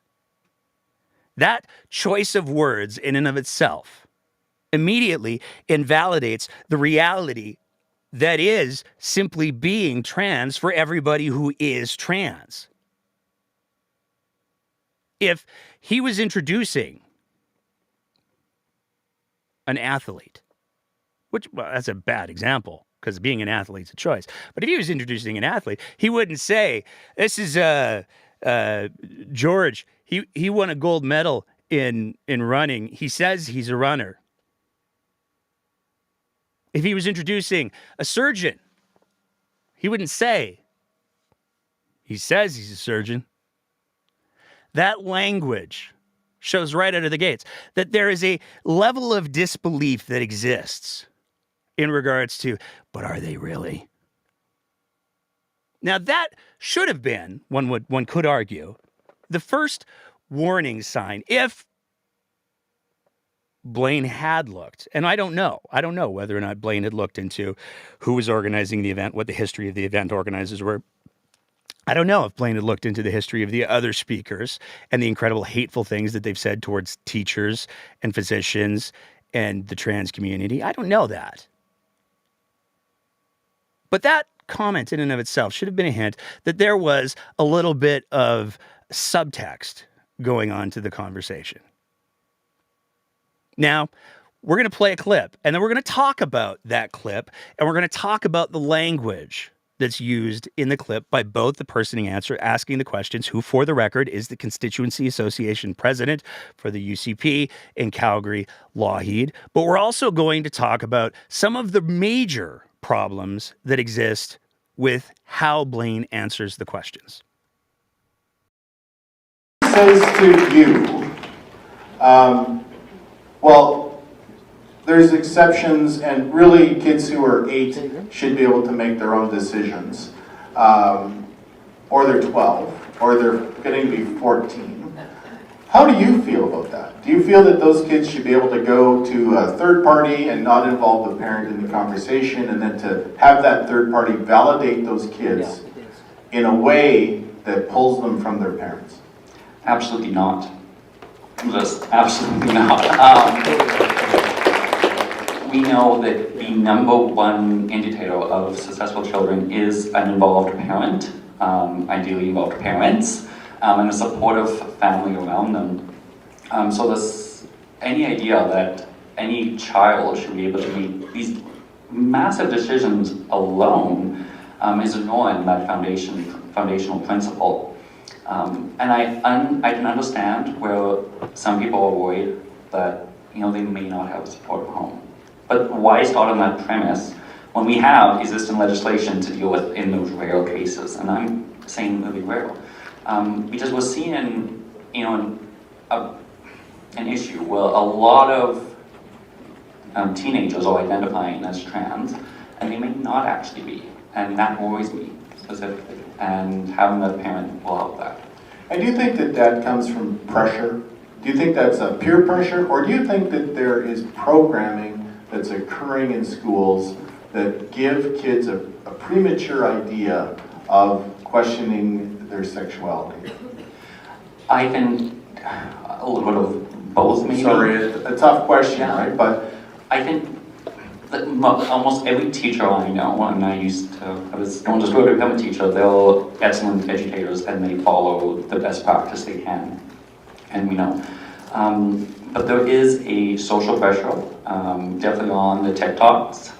That is the number one area where I'm seeing, especially young teens, fall into the algorithms, and they just read all this stuff, and then they get T-pumped and told that this is who they are. And no, that's not what it is.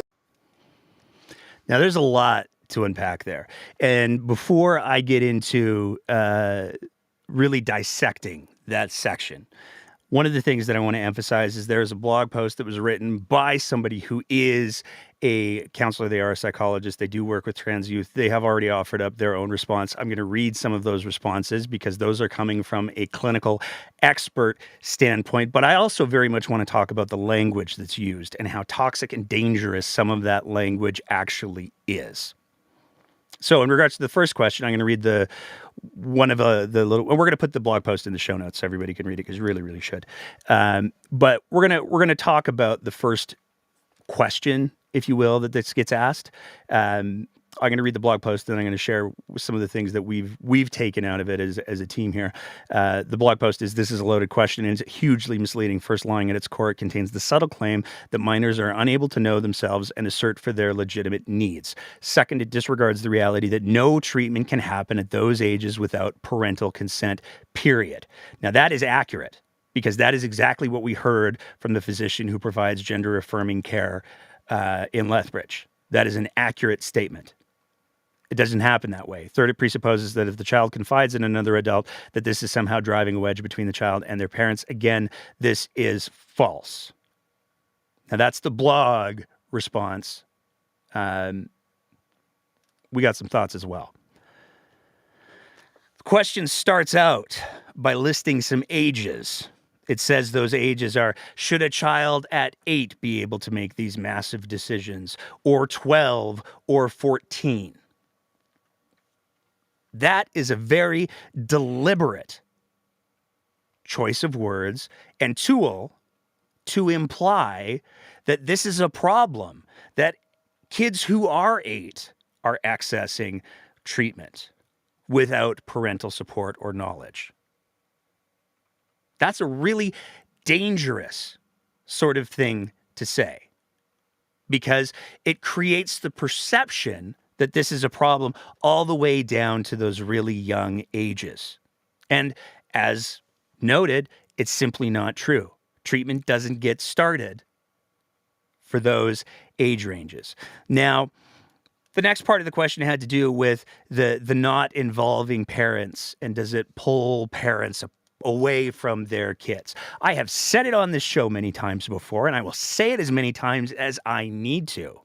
The relationship that exists between a parent and a child is the responsibility of those parents. And if you have done such a bad job of making your child feel safe, that they don't feel like they can come to you with these things, it is not your place to blame any other adult that they decide to turn to for guidance and support. You should be grateful that those people exist in their lives. Period. If you haven't built that relationship with your kid, it's on you. And if you care about your kid, one would think that you would want them to have these conversations, these critical conversations about self and identity with somebody that they feel like they can trust. Because again, nothing's going to happen. Nothing can legally happen for any of the ages that are listed in that question. The notion that any kid would have to make that massive decision alone is disingenuous, because the question is, should they talk to other people who give them supports? Well, if they're talking to other people who are giving them supports, I guess they're not making that massive decision alone.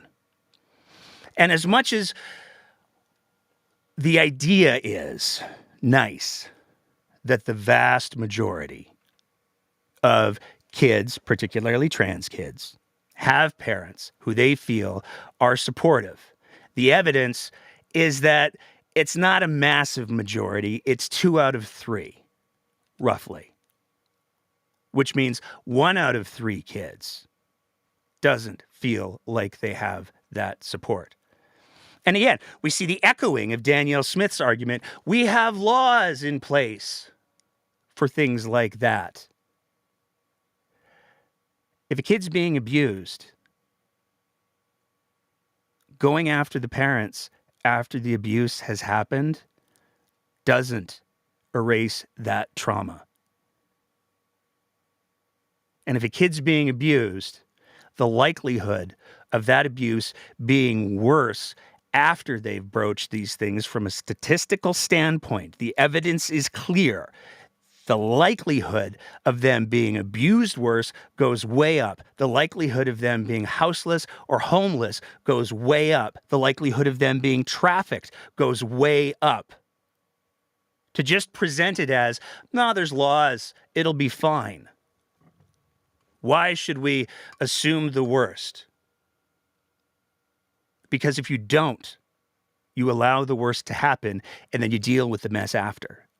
Now, this is not to say that all parents should be painted with the same brush of all parents are bad, but to have safeguards in place and safety nets in place is putting the safety of those kids ahead of everything else. And if parents are truly, as Blaine claims, overwhelmingly invested in the safety and the health of their kids, they won't have a problem with that because they've got the best interests of their kids that they're looking out for. The subtle subtext of all of this is that there's something wrong with those kids. And it's a subtext that Blaine actually reinforces because she makes the argument that, there's all these kids that are saying they're trans, but maybe they're not. And that's concerning.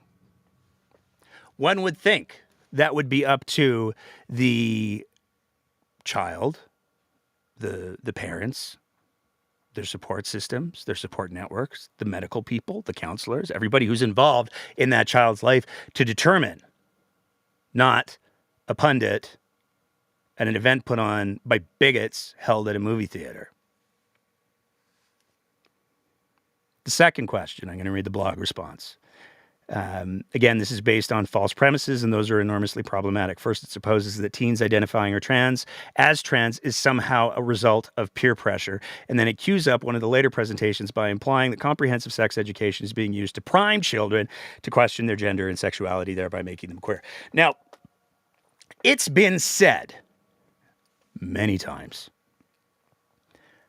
and I can't speak from personal experience here, but I'm speaking based on many conversations that I've had with people who not only have lived experience, but actual clinical expertise in these issues. Being trans isn't easy. It isn't cool. It doesn't make you the coolest kid in school. It doesn't make you the coolest kid on the internet. Being trans is actually, I'm told, incredibly hard.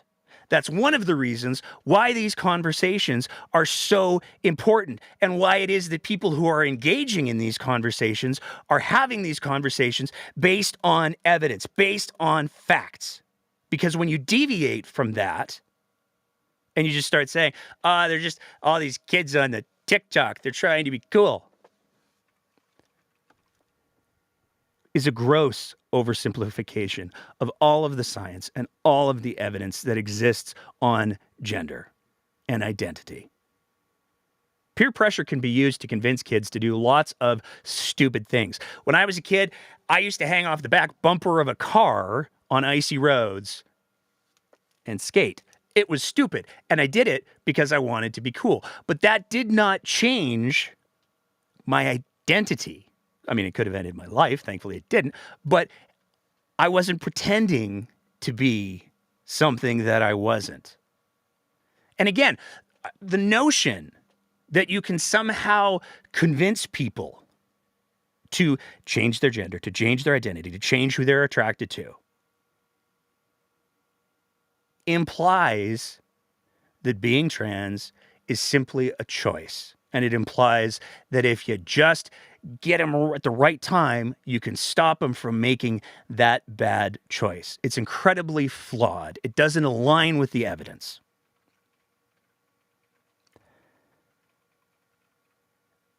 I'm curious, and I would welcome the correction. What sort of statistics and social media expertise Blaine brings to the conversation? Because to say I'm seeing all of this stuff happening on TikTok is a statement that I presume one wouldn't make without significant quantifiable evidence. And this brings us to the crux of the problem, which is unfortunately incredibly timely for the date of this recording, because as I said earlier, we're recording this on March 31st, which is Easter Sunday and Trans Day of Visibility. The language that has been used to defend the statements that have been made by Tory Tanner, by the president of the UCP, by the president of the Constituency Association for Calgary Lougheed for the UCP, and by Blaine have been, I'm just sharing my personal belief. I believe people should be able to have personal beliefs. I don't have a problem with people having personal beliefs. But the thing about personal beliefs is the first word. They're personal. If you want to believe on today, March 31st, that today somehow marks the day that Jesus Christ rose from the grave, this is the day that he resurrected. If you want to believe that, fill your boots. I don't care. If that gives you comfort, I'm happy for you. If you want to believe that today is the day that the flying spaghetti monster descended from the sky and did spaghetti monster things. I don't know very much about that particular faith, the Pastafarians. If that's what you want to believe, fill your boots. Again, I don't care. It's your personal belief. You can believe those things on a personal level. because they only affect you. But as soon as you cross the line into saying that your personal beliefs that are not based on evidence, they're not based on facts, they're not based on reality, as soon as you cross the line to saying that those personal beliefs on those foundations are things that should now impact others' lives, you have crossed the line. That's the bottom line.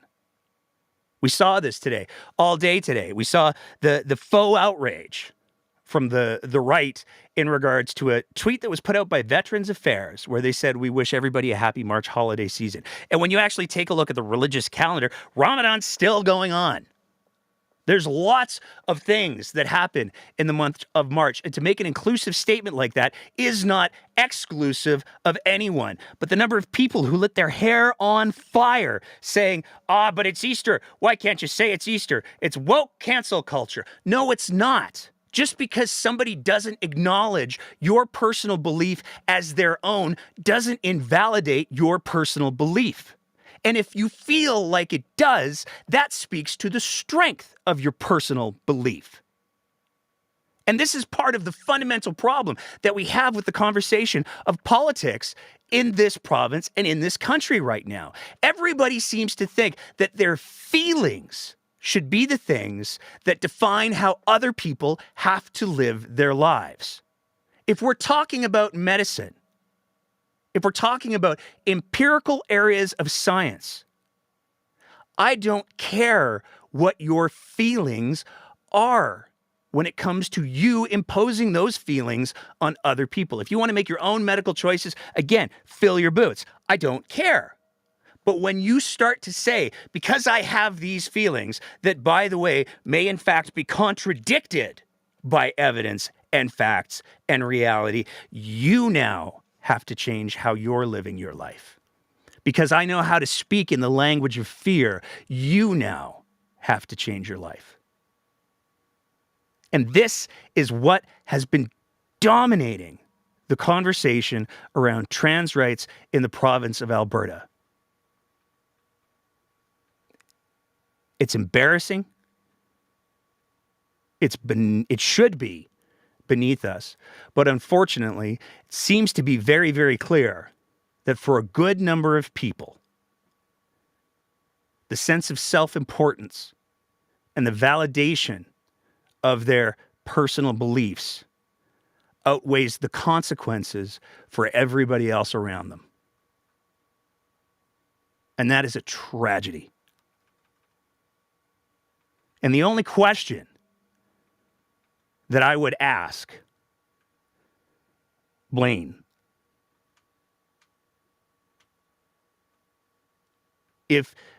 would be simply, you were introduced as somebody who says they're trans. You spoke in your presentation about how you aspired at one point to be a teacher. And the ugly question that needs to be asked for anybody who stands up in that room needs to be, how many of those people in that room, the president of the Constituency Association for Calgary-Lougheed, how many of them do you think would let you teach their kids? Because that's the problem with personal beliefs. That's the end of our official program for the evening. Went a little bit longer than I anticipated. I got a little ranty at the end there. But, and we got a little tiny spaces tonight, I'm told. So I'm going to open it up to the floor. I'm going to do a little bit of a vamp while I open it up to the floor. As always, if anybody is on the Twitter Spaces and they have some thoughts that they want to share, by all means, do the little microphone thingy. We'll bring you in. Otherwise, I'm going to say we got some things coming that we're pretty excited about. We're doing a very deep dive on another media group that we're excited to be presenting, and probably we're hoping for about the next 3 to 4 weeks. There's some things that we're waiting for, hopefully, to get sorted out in order to proceed with that. We have a couple of conversations that we're going to be coming up. We're going to be dropping one later this week with a amazing advocate for disabilities, and it's a challenging conversation. I'm not going to lie. We have kind of gone back and forth on how to best present it because it's a challenging conversation. But we're gonna be presenting that on Wednesday, hopefully for our Patreon supporters in the next little bit here, probably tomorrow. Fingers crossed. And then the big exciting news, our website sucks. Our Patreon page is awesome. We got some stuff up on there, but you got to be a Patreon supporter. And so there's a little bit exclusive. I mean, really, the best thing that you get out of Patreon is early access to our interview videos, and you also get a little bit of a warm, fuzzy feeling from knowing that you're helping us do what we do and piss off people in power. But we don't really have any like flashy web presence, and we get criticized constructively for putting all of our efforts into the Twitter space, the Twitter universe, the Twitterverse. So we're going to be launching in the coming weeks, maybe months, I don't know, but soon, a brand new website, and it is. I got to have the sit down with the team that's developing the website today. I'm so excited. So keep an eye out for that. We also do have, I'm going to do the plug for our merch now, just to get it out of the way. And then we do have Tammy, who's going to weigh in tonight. We do also have, as always, our partnership with abpoly.ca, where we have all of the merch available. So we've got the mugs, which are fantastic. We have the hoodies with the super dope logo. We have the t-shirts that use some of the phrases that I apparently overuse, I'm told.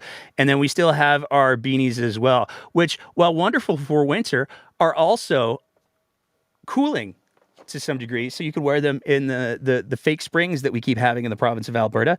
And as always, you can sign up to be one of our Patreon sponsors at www.patreon.com/thebreakdownab, where for just the price of a cup of coffee or a fancy muffin or a really good slice of lemon meringue pie, perhaps, whatever suits your fancy, you can help us to continue to produce the kind of content that we do, which reminds me, we got some FOIP results coming back. We're going to be talking about them next Sunday. We got some fascinating FOIP results back. We're going to be sharing those. And we are only able to do all of those FOIPs and everything else that we do because of the support that we get from our Patreon sponsors. So if you got a little bit of extra kicking around, www.patreon.com/thebreakdownab. All of that being said, we've got Tammy, who's sitting in the queue, and I'm looking forward. Tammy is one of our regulars, and I am looking forward to seeing what she's got to say tonight. So, Tammy, how are you doing? Oh, not too bad. Good. What's going on? So for me, I'm Wiccan. So for me, the March holiday is Austera, and it happened on March 20th. So our family, Easter is called Easter Bunny Day. It's we go and we get chocolate Easter eggs and we eat Easter eggs, but it has nothing to do with the Christian Easter. We just like chocolate Easter bunnies because we've already done our Austera thing. And I could totally go and rant on about how Christianity basically stole all of the old religion holidays and because people would celebrate on those days. So rather than getting people to actually switch to their religion, they just made their normal holidays match the Christian holidays. Yep. So, yeah, but that isn't the main thing that I want to chat about. So we're talking about folks that are trans. And I have and specifically kids. But I'm going to talk about an older friend of mine. I'm older than her, but she's definitely not a kid. So this idea that, oh, well, they have to wait and they have to go to parents, they have to do that, it doesn't work. Yeah.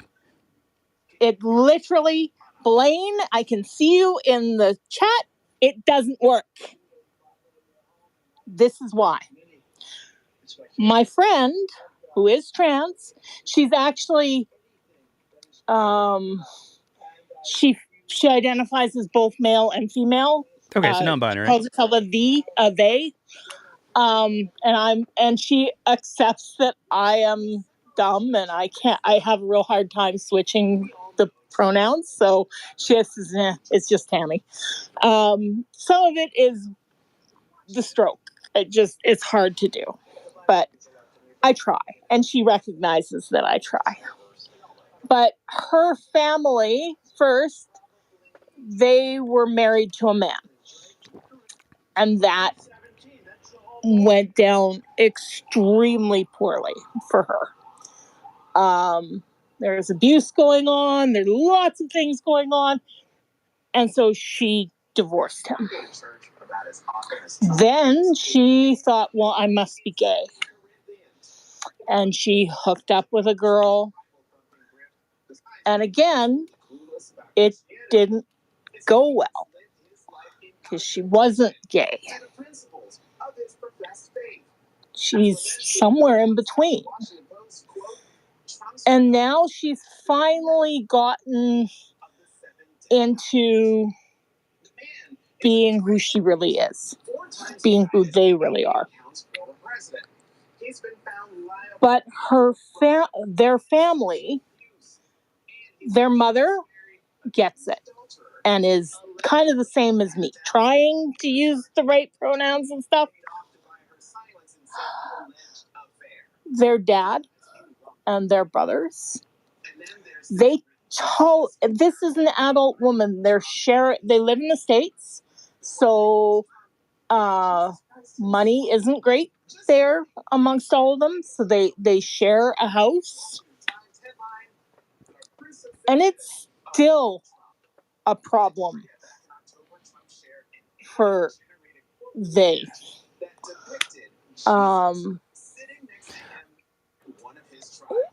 Like their mom is okay with it, but their dad and their brother isn't. And that happens. I mean, like I go back to sorry to jump in, but I go back to the conversation that we had with Marnie Panis about, I think that there's a reality that exists for a lot of trans folks, and I can't speak with this empirically, but there's a lot of people who transition later in life, and it's because they haven't been in environments where that language or that terminology is available to them, and to be able to know these are the things that are possibilities. These are the things that are out there. So they end up transitioning much later. But I also go to, Marnie's story about how when she came out to her family, to her parents, I'm working from memory here, but I'm pretty sure that was the last time that she spoke to them because they won't have anything to do with her. And that is a reality that exists. And the statistics bear that out. And their dad and their brother is still waiting for them to just get over it.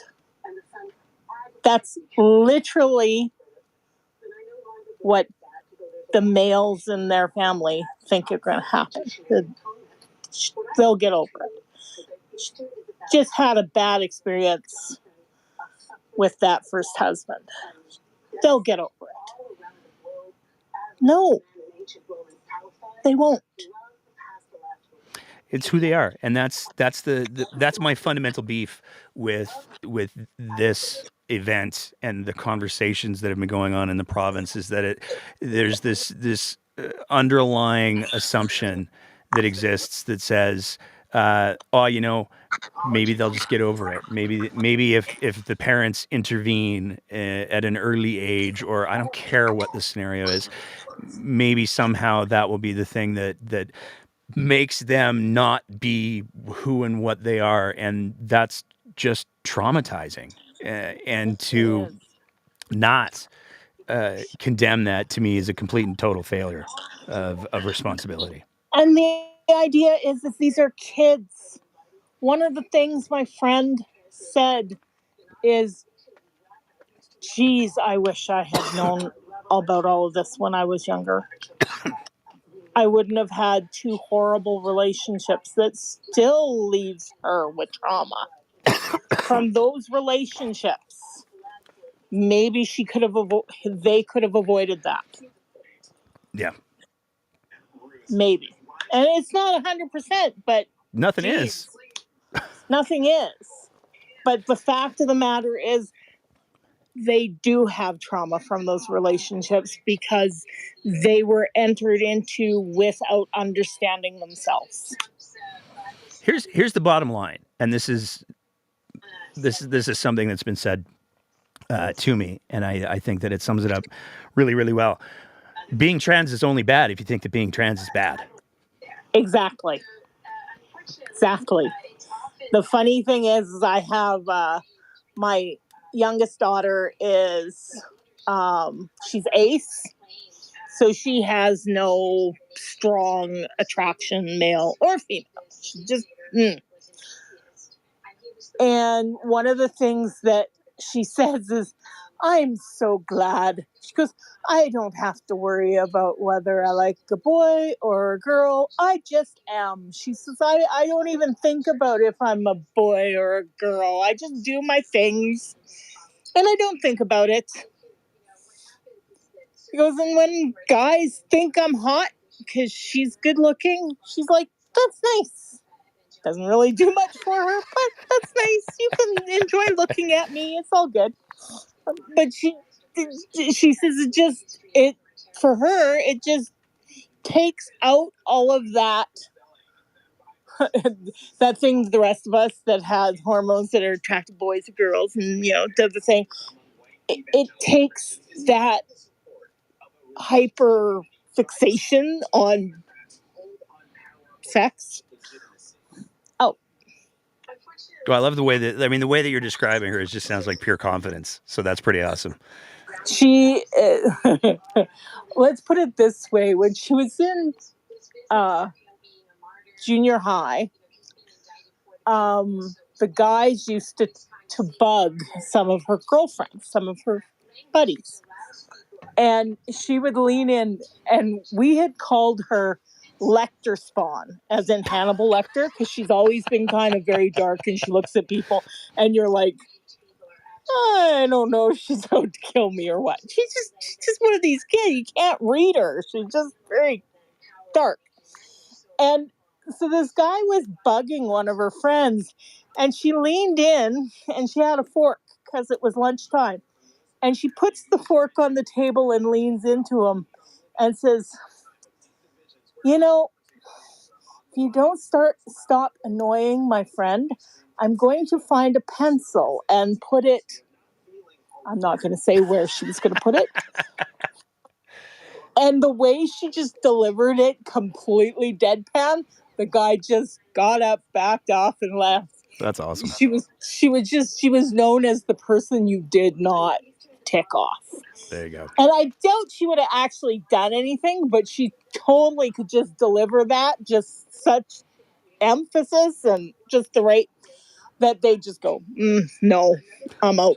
But so yeah, but she's like, she's okay with people being attracted to her. She's just not interested most of the time, unless she's attracted to them. I can't remember exactly what they call it's based on the person when you're ace, not their gender. It's about how you get to know them, and that's when you become attracted to the person, after you've gotten to know them and they become interesting to you as a person rather than as a ooh hot boy or ooh hot girl. That's the type of ace that she is. Very cool. And to me, that's awesome because it means it takes away from that idea of just being attracted via looks. So Good for her. Anything else you wanted to add there, Tammy?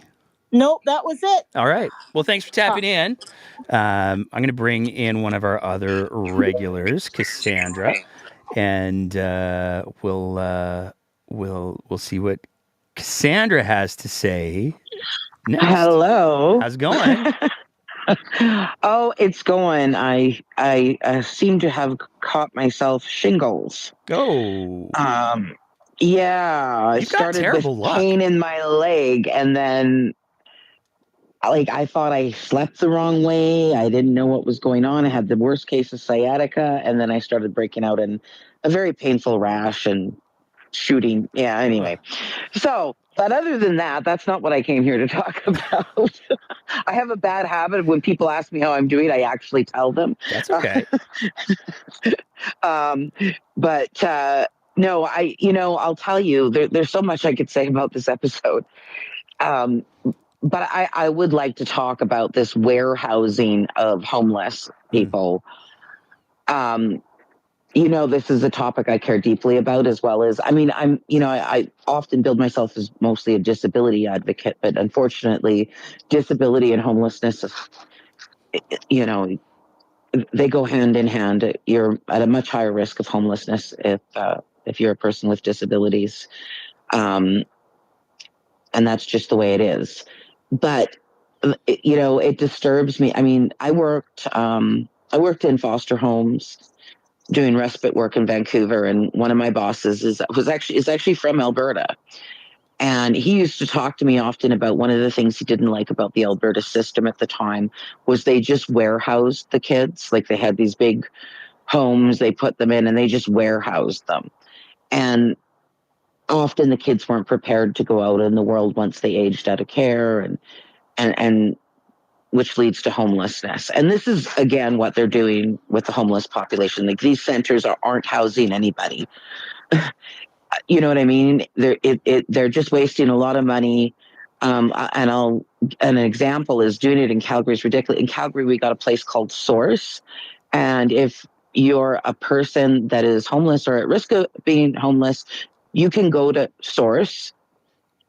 And that's been around for over a decade, Source has.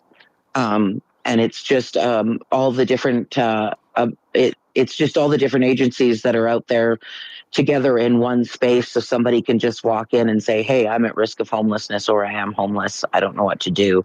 And then they try to coordinate resources. And it's been pretty good, but I think they've been probably overwhelmed in recent times. And there's difficulties. So them saying they're going to do this thing they've done in Edmonton and Calgary is actually pretty ridiculous. They could just fund the one that already is here and that has proven to be way more effective than what they did in Edmonton. That would seem to me like a better course of action than trying to duplicate what they did in Edmonton here. The fact is, you can't house people if you don't have houses to put them in. Our problem is that we do not have house. Well, actually, I should qualify that. We do not have housing that marginalized people can afford to live in. I cannot get an accessible apartment because to get an accessible apartment right now, a 1-bedroom, I'm looking at $1,700 to $2,200 a month. Wow. That's just for my accessibility needs. And I don't have the same level of accessibility needs as somebody in a wheelchair. And so, like, Jason Nixon just pisses me off. When I called his office, and all I can say about that person is, like, how they talked to me was some real sociopathic, psychopathic shit. I wasn't telling them about stats. I was relaying my story, what was happening to me step by step as I was trying to access all these different resources and what I was being met with. And this psychopath on the other end, without emotion, is telling me that I was lying to her, right? Oh, that's a lie. That's not true. There's plenty of rooms in the shelters. There wasn't. I'm a woman. I don't have any children, and I wasn't fleeing abuse. So that really narrows my options down to maybe there's some co-ed spaces, but those aren't safe. And even as such, I was going to agencies and they were outright telling me, we don't know what we can do for you. And I had multiple agencies, and what would happen is I would be referred in circles because they're all dealing with the same pot of resources. And they refer you back and forth to each other, but they're all still dealing with the same pot of resources. So it's this exercise in futility. But Jason Nixon would have you to believe something else. And he has somebody in his office that will gaslight you if you try to call in and get help and tell you that what your experience isn't really happening. So already we've got a problem. My dad had an expression, if the top isn't right, then nothing else is.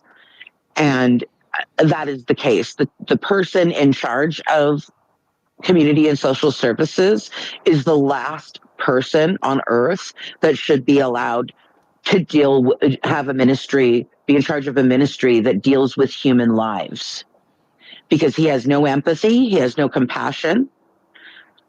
This is a person that we all know about him being charged with the horse killing and the trespassing and assault of the property owner, who happened to be a woman. In both cases, he didn't fight those charges, and he has the money to do it. He didn't even fight them. He just pled guilty. And this is who we have looking after community and social services, making these horrible decisions, telling us that what we're experiencing and what's happening out there isn't really happening. It's somehow all our imaginations. Well, he does absolutely nothing and tells about money they're supposedly throwing at housing that's going to be built in 2 or 3 years when we have a housing emergency right now. And the fact that they're sitting there saying, oh, well, they've only housed 4 people out of all these referrals. That doesn't surprise me, because in order to house people, you have to have housing available to give them, and there isn't any. Yeah. And it just drives me absolutely batty. The other thing, that's my housing rant for the night. It's funny, like when I was listening to the whole trans thing, it drives me nuts. Like I grew up in a neighborhood that, the LGBTQ thing wasn't actually in our faces, but you knew well enough hanging out with your friends that, if you were from the LGBT community in any way, you didn't want to let them know about it, let alone your parents or anybody else's parents. And I know kids that went through hell because they couldn't come out to their friends or their family members. I know people that self-mutilated because their bodies did not seem and they had nobody to turn to. And I know kids that were beaten and kicked out of their home because they could not come out to their parents. And so this whole idea I totally believe, like my daughter, I have the kind of relationship with my daughter. My daughter told me things that even while she was telling me, I'm like, I'm not sure. I'm glad you're telling me, but at the same time, it's not what I want to. I don't want to hear this because you're my daughter, but she knew it was a safe place that she could come to me, and I wasn't going to push anything on her. I was going to set out the facts and help her make an educated decision and support her through that. So she knew it was safe. Not every kid has that, and more than we realize. Like we like to say it's the tip of the iceberg, but and I do believe most parents are good, especially in this day and age. but it wasn't that long ago where that it would have been your statistic on the 1/3 versus 2/3 would have been the reverse. Yeah. You know, it wasn't that long ago. And so to hear people trying to portray this, like people are trying to somehow groom your children when all they're trying to do is give a safe place for kids to figure out who they are. When you go through puberty, you have all sorts of feelings that you're trying to sort out. Even if you're a cis person, you still have a whole lot of feelings that you're trying to figure out at puberty, and it is very difficult. And if you don't have an adult or a parent that you can go to, you need to have somebody else. You need to have a safe space, right? Because if you don't, the results are tragic, and it just mortifies me that these people continue to, and that guy running the whole show at that thing, honestly, he's a disgusting human as far as I'm concerned. Like I don't even know what to say. But anyway, that's my speech. No, thank I you. guess for tonight. I hope you feel better soon. I do want to say, because you gave me a point to kind of hop off of, and I didn't address this earlier. Even the language that's being used is bad. As I go to eloquent, and when I say that, I'm speaking particularly about the term, the use of the term grooming. So let's be clear. When we're talking about grooming, what we're talking about is a sexual predator who is over an extended period of time trying to create an environment and trying to reinforce behaviors that make that the subject, the object of their target, vulnerable to sexual assault. So when you talk about grooming, that's what you're talking about. And when you have people who use that term to say, I don't know, whatever the fuck they want, what that results in is diminishing that term, and it diminishes the reality of. Yeah, you're watering down the reality of very real things. Yeah. Yeah. Sorry. No, I agree. Thank you so much, Cassandra. I'm going to bring in Progressive Albertan, I think I can never read the whole thing, so I'm going to bring them in, and then I'm going to open it up if anybody else wants to raise their hand, and we'll go from there. So Progressive Albertan, what's going on? Hi. So I think I'll get started with Raki Pancholi. She endorsed Nenshi. She sure big. did. I'm a little saddened she endorsed Nenshi because all candidates have brought good ideas to the table.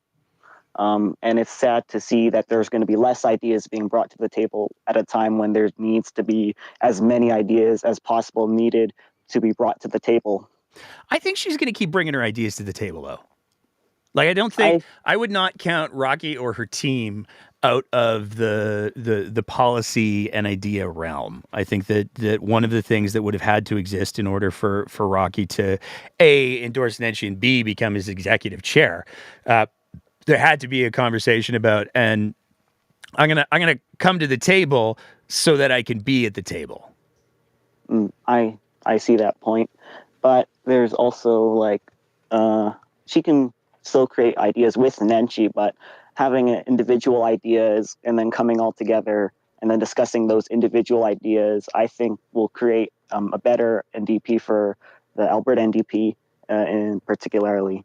And what's the second thing? It's been a while. It's been it's a 3-hour show. We're doing a Lord of the Rings show again, so I can understand why you might lose the thread a little bit. Yeah. The pharmacare. That's a big thing. Danielle Smith basically said, screw the pharmacare, even though, if I remember correctly, I don't think there's many open options to the public outside of maybe a small group of people for coverage from the government, if I remember correctly. There is a Blue Cross program that you can sign up with through the government of Alberta. It is not free. There is a monthly premium. There are deductibles anytime you use a service. So there are a lot of barriers to entry, and it's certainly not comparable to the free program that the feds are trying to offer.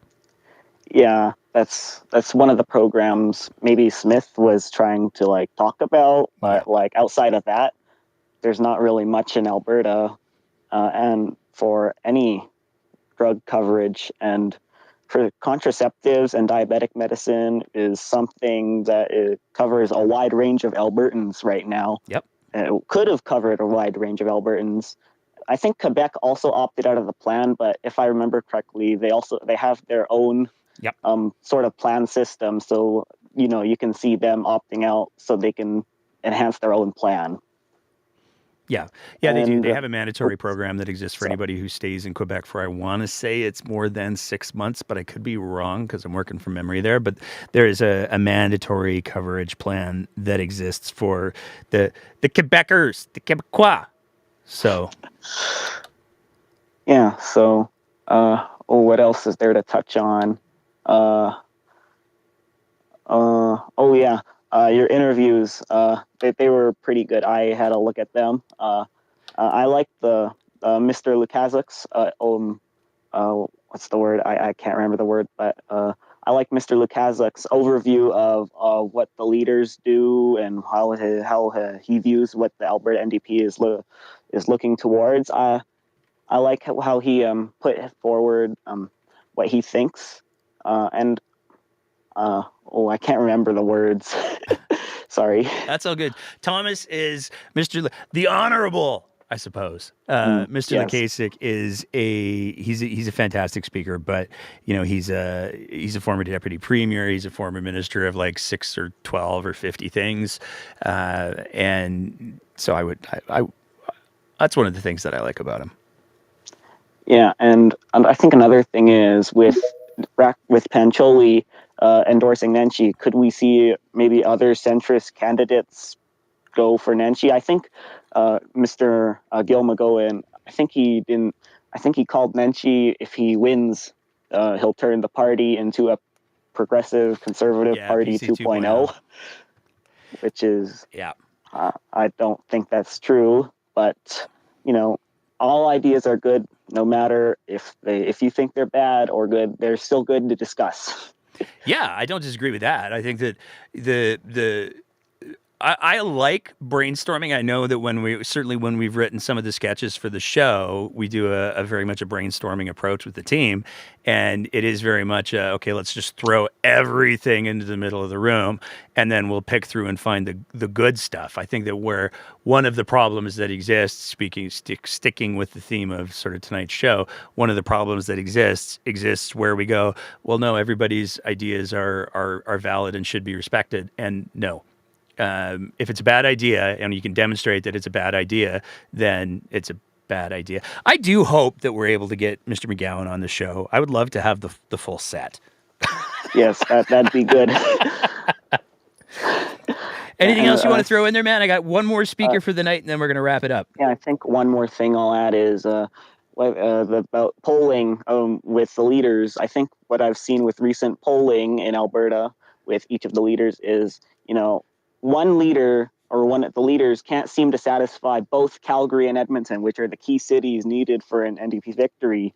I think some of the polls I've seen is with Nenshi as leader, they might dissatisfy some Edmonton voters, and with Hoffman as leader, it's going to dissatisfy a lot of Calgary voters. So I think there's something the NDP needs to work on is satisfying both Calgary and Edmonton, and maybe as a bonus, parts of rural Alberta, because the NDP, without a leader, they're looking pretty hopeless right now, which is a little bit sad to say. This is one of the reasons why I think the Rocky Pancholi move is so interesting and so significant, because there's no question. I mean, I think that the NDP did a good job, and I criticize the NDP all the time, but I think the NDP did a good job of timing their leadership race, because they've got 2.5, 3 years by the time this thing's done to introduce the new leader to all of the areas. But with the Nenshi Pancholi thing,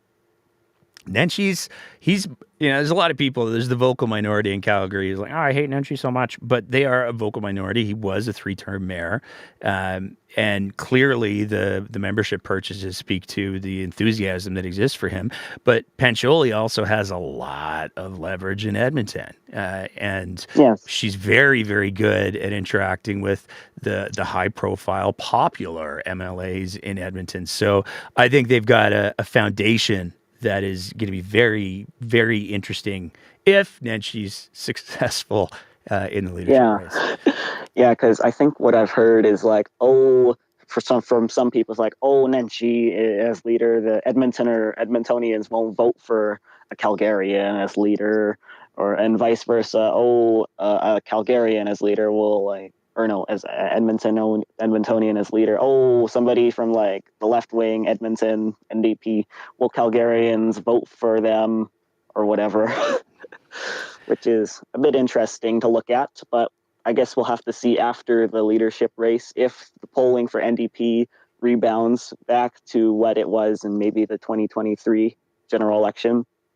I think it probably will. And I mean, if there was one thing that I would say to the NDP over the next 3 years is leave the shit posting to folks like us, because that was one of the biggest criticisms in the election. And if they, I look at accounts like Disordered YYC. I wish I could buy whoever runs that account, at the very least, a coffee, if not a delightful piece of pie, because those are the accounts that do such a good job of going through and finding all of the things. And I think that if the NDP runs a positive campaign, then the next election will be interesting to watch. But thanks for your thoughts tonight, man. No problem. All right, I'm going to bring in our last speaker. She's already here. So I'm just going to ask her to unmute herself. Hey, Nate, how are you? It's been a long show, Anna. I don't know how I'm doing over here.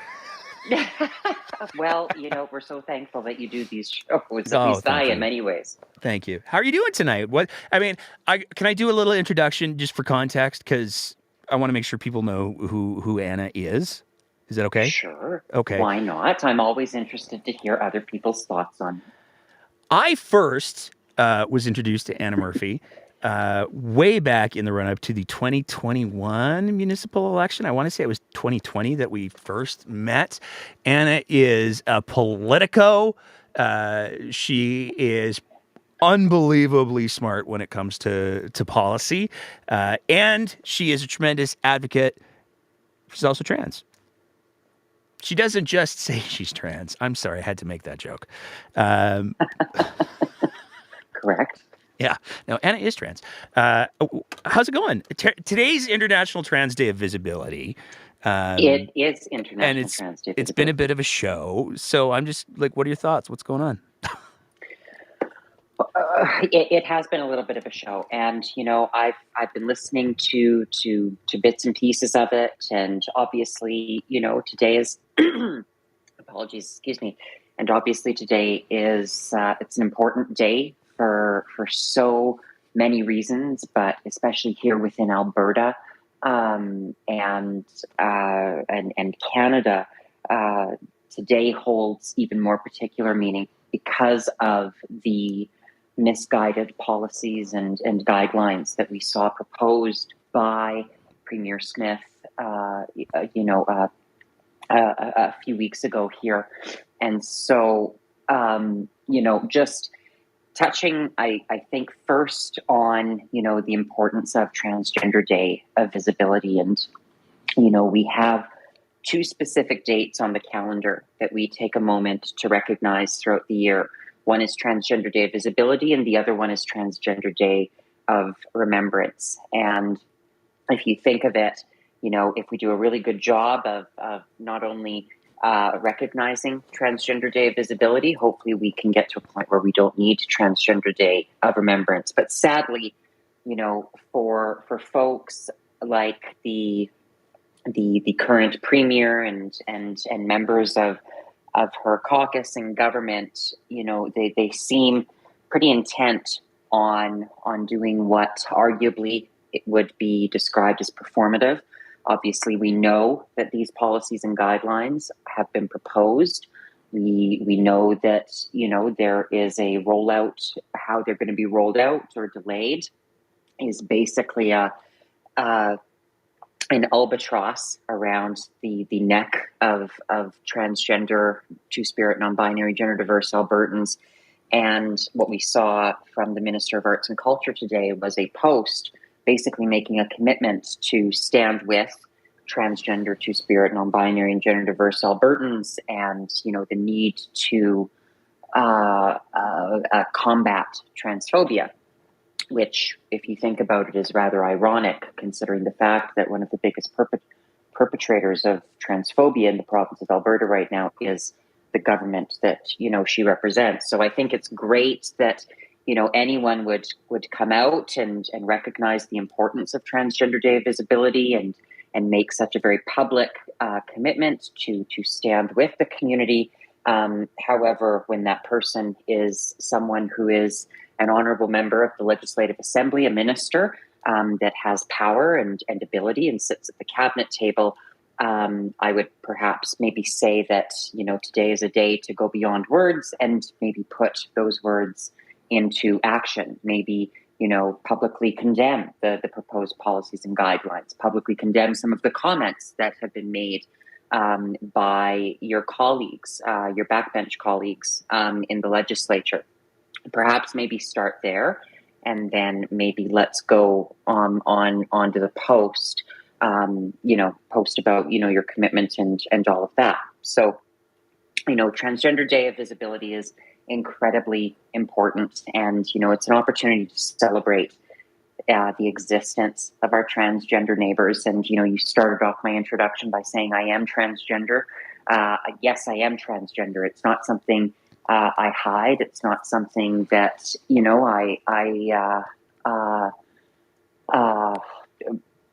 for lack of a better term at this hour, Nate, I'll say pussyfoot around.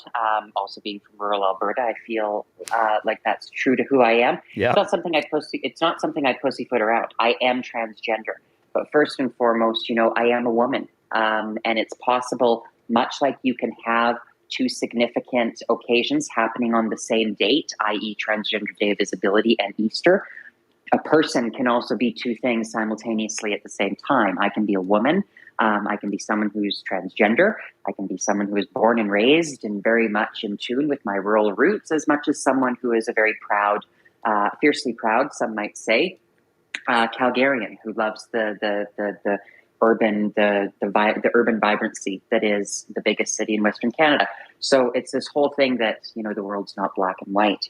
But you're right, I am transgender, and having been transgender, listening to some of the comments around, not even just on this show, but we often hear from folks, oh well, there wasn't as much transgender people in my time. This seems to be a new thing. I think you were talking about it. It seems to be a trend. It seems to be the cool thing that kids are wanting to do. You're 100% right. There's nothing cool about this. It's not something that someone wakes up and decides, hey, this is going to get me popularity. This is going to get me fame. This is going to, get me farther ahead in life. In fact, we know within Canada, up to 40% of youth who are experiencing houselessness within this country are 2S LGBTQIA+. We know that transgender individuals within this country are 5 times more likely to attempt suicide. So if this was the cool thing to do, if this was the trendy thing to do, you would not be seeing statistics such as those. But furthermore to that, the reason, why, this argument that we see some make about, oh my gosh, this is, that this is a fad, or, this is taking off like wildfire. It has to do with the reality that as a society, we have moved forward.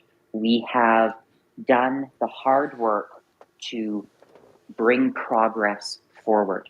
We have the people before me who were at, moments such as the Stonewall riots, which launched the 2S LGBTQIA plus civil rights movement, all the way through to, the marriage equality, all the way through to, blood ban and Bill C-16 federally, and changing, the gender markers in 2016 under the Notley government here in Alberta.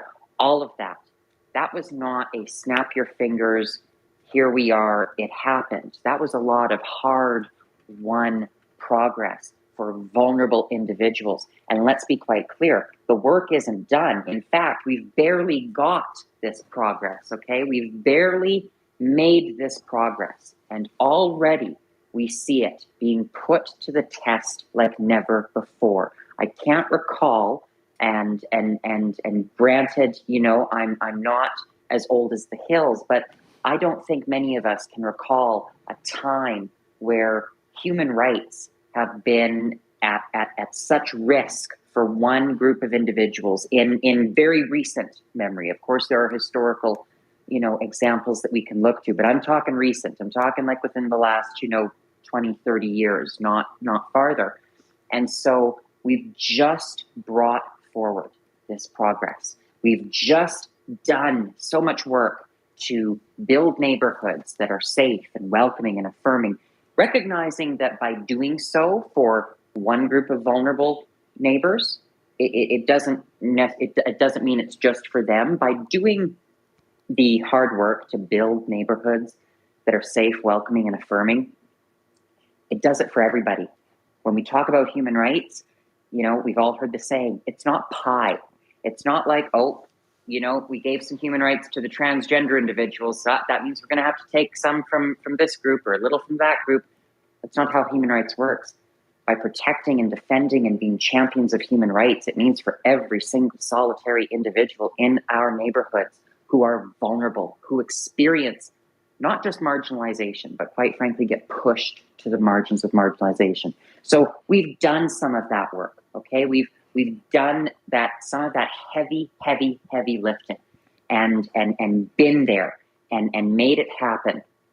And that has led to the youth of today, and even people who aren't youth, who maybe went through their life not feeling safe and welcome and affirmed in wherever they were in their life, to look around them and go, okay, I think I can do this.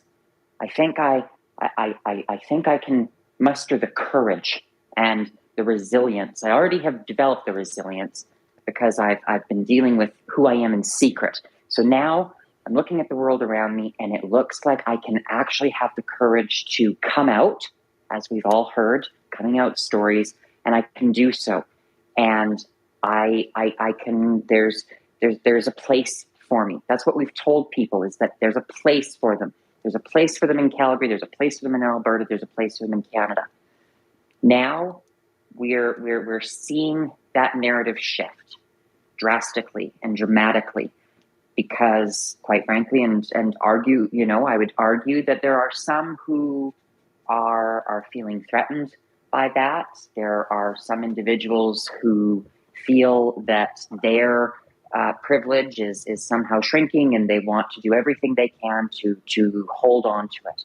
And I think the other thing you mentioned tonight, the other group that keeps coming up, which quite frankly I am so fucking tired of this group of individuals, honest to God, but it's Take Back Alberta. Let's be very clear, folks. The premier of Alberta is taking marching orders from a group of individuals that is not elected.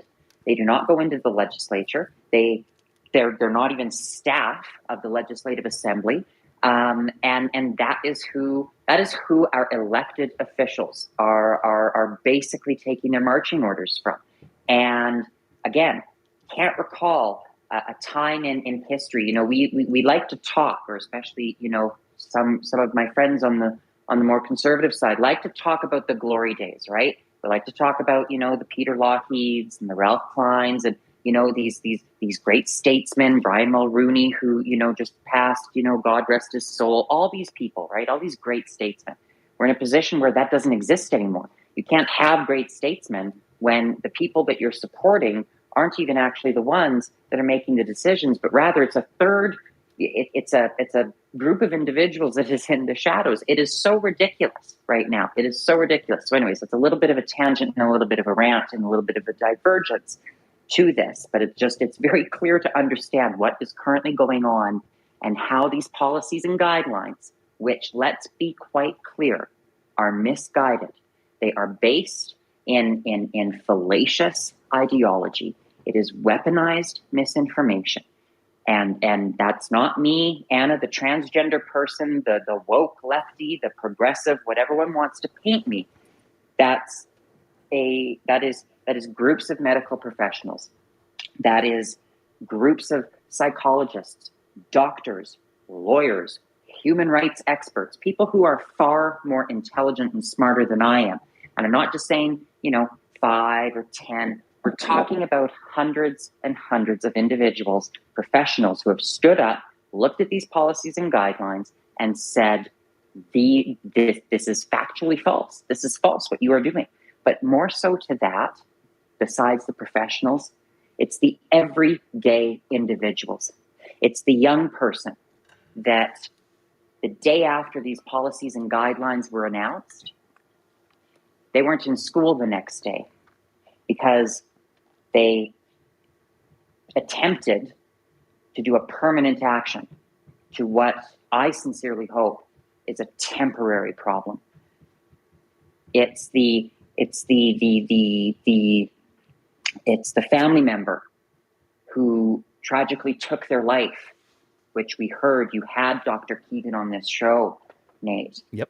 It is those individuals that are being directly impacted by these policies and guidelines. These have real life consequences. So we've done all this work to build these safe and affirming communities and to bring this progress forward, to create a Alberta, a Canada, that folks look out and they go, that's where I want to go. That's where I want to create my home, because they're so welcoming. They're so friendly. They say sorry all the time. Well, unfortunately, it's a bit naive, right? Because that's how we've got to this place. We kind of have this false sense of security. It's Canada. This can't happen here. It can happen in the States. It can happen in the UK. It can't happen in Canada. I've got bad news for everybody. It is happening. It is happening now, which is why it is so important that we recognize that on Transgender Day of Visibility, it's not just a day to make a post like what we saw the Minister of Arts and Culture do. Thank you for making a post. Quite frankly, I don't need your post. What I need you to do is, not this Tuesday because the House is currently on constituency break, but come Monday, a week from now, walk into the Legislative Assembly at 1:30 p.m. and stand up and give a ministerial statement and call on your boss. And when you do this, you're going to lose your role as minister. You're going to lose the position you have. But you know what? You're going to do something better. Something that we talk about, this great statesman, this moral courage, all of these different things, which quite frankly is lacking significantly in politics right now. You would do something. You would actually make your job that you have worth a goddamn thing. You would actually do something with it beyond just putting out a tweet or raising a flag when you have policies and guidelines that are costing people their lives. And the last thing, really quickly, Nate, I would just say, in terms of, as I said, when you started the introduction, I always love hearing what people have to say about me, because I've been called groomer, I've been called a pedophile, I've been called, a pervert, whatever it is. It's no different than back in the 80s and 70s, again, through the AIDS crisis, of how gay men were demonized and dehumanized as individuals. They were deemed to be the problem. We see this with groups throughout history that are othered or are perceived to be the problem. gay men throughout the AIDS crisis, Jewish people throughout the Holocaust, as well as communists and gays and homosexuals and transgender people, and basically anyone who is not the standard of the group that is out there wanting to, that has the power, right? So in this case, bad news for everybody, the group that has the power at the moment is a group of cisgendered, heterosexual, white Christian men. So if you are not a part of that group, okay, if you are not a part of that group, you will never be a part of that group. You will at times have value to that group to justify a means to their end, okay? And we've seen that also throughout history and throughout various different moments where groups will go and they will use and they will take. This is not a give and take relationship that we're in right now. This is a take relationship. They want to do anything they can to justify, right? And so that's what we've done. And so you hear people be called groomers. And again, this weaponized misinformation, fallacious ideology. Let's be very clear. The most important thing in the life of any child, transgender or otherwise, is a loving and supportive parent, family, friend, caregiver, okay? Nobody is disputing that. I am not disputing that. But what we know is that sadly, again, I take you back to the stat that I gave, up to 40% of youth who experience houselessness in Canada, across Canada, are 2S LGBTQIA+. Who kicked them out of their home? It wasn't me. It wasn't the government. It wasn't the teachers. It was parents. It was parents who, when that child found the courage to come out, was met with a parent that didn't want them and got rid of them. And that's sad and that's unfortunate, which is why it's so important that we have neighborhoods and a community that can rally around that child, okay? And so, you know, we're not grooming people. You can't force somebody, you know, again, to continue on and, you know, beat this, you know, rural analogy moment into the ground. You can't drag a horse to water and force it to drink, okay? This is something that people know. People know deep down in their heart and soul of who they are, and they know from a very early and young age. So the idea that anybody is forcing anyone to be transgender is fundamentally false. Or this idea that we need to protect the rights of parents.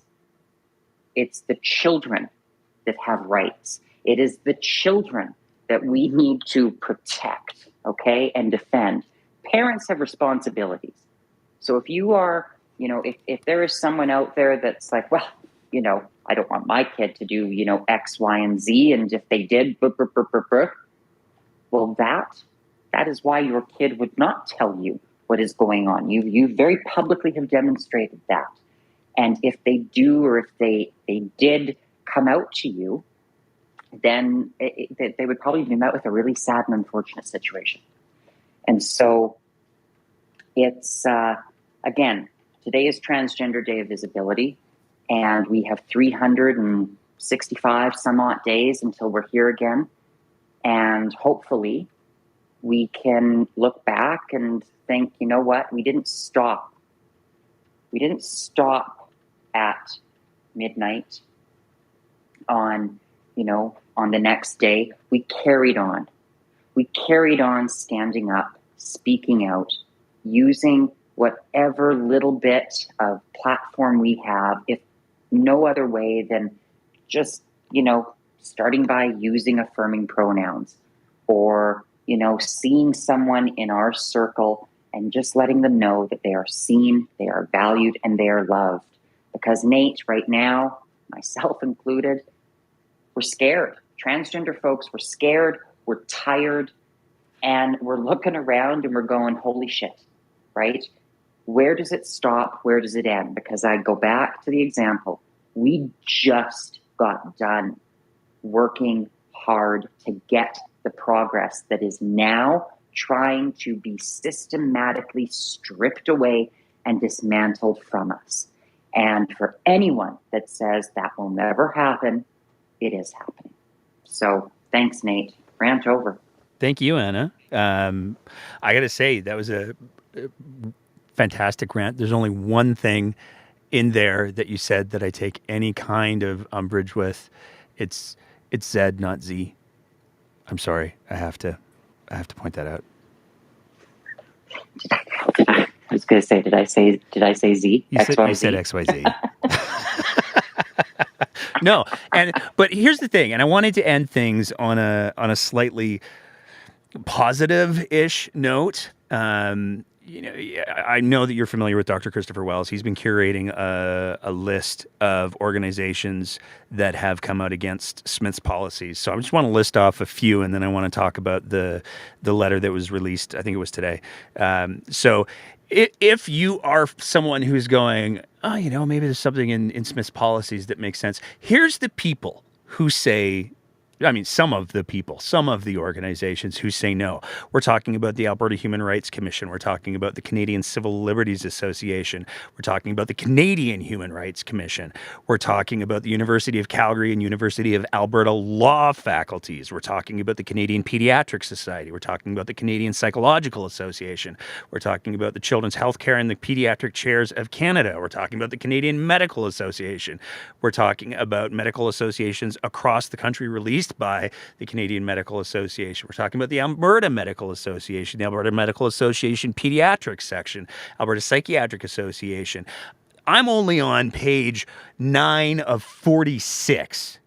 And the point that I'm going with this piece is that I'm only on page 9. And if you can look at the collective expertise, the collective knowledge, the collective, these are the organizations that specialize in what they do. If you can look at even that partial small list that I read off and go, yeah, but I think maybe I know better, you need to give your head a shake, is all I'm saying. The other thing that I wanted to highlight really quick as well as a positive thing is the letter that was released by, I struggle with this. I really do struggle with this. And I struggle with this because I saw these two when they played, and it was like a battle of the bands, and they played a stage at Mount Royal. It was just when they were really starting to break.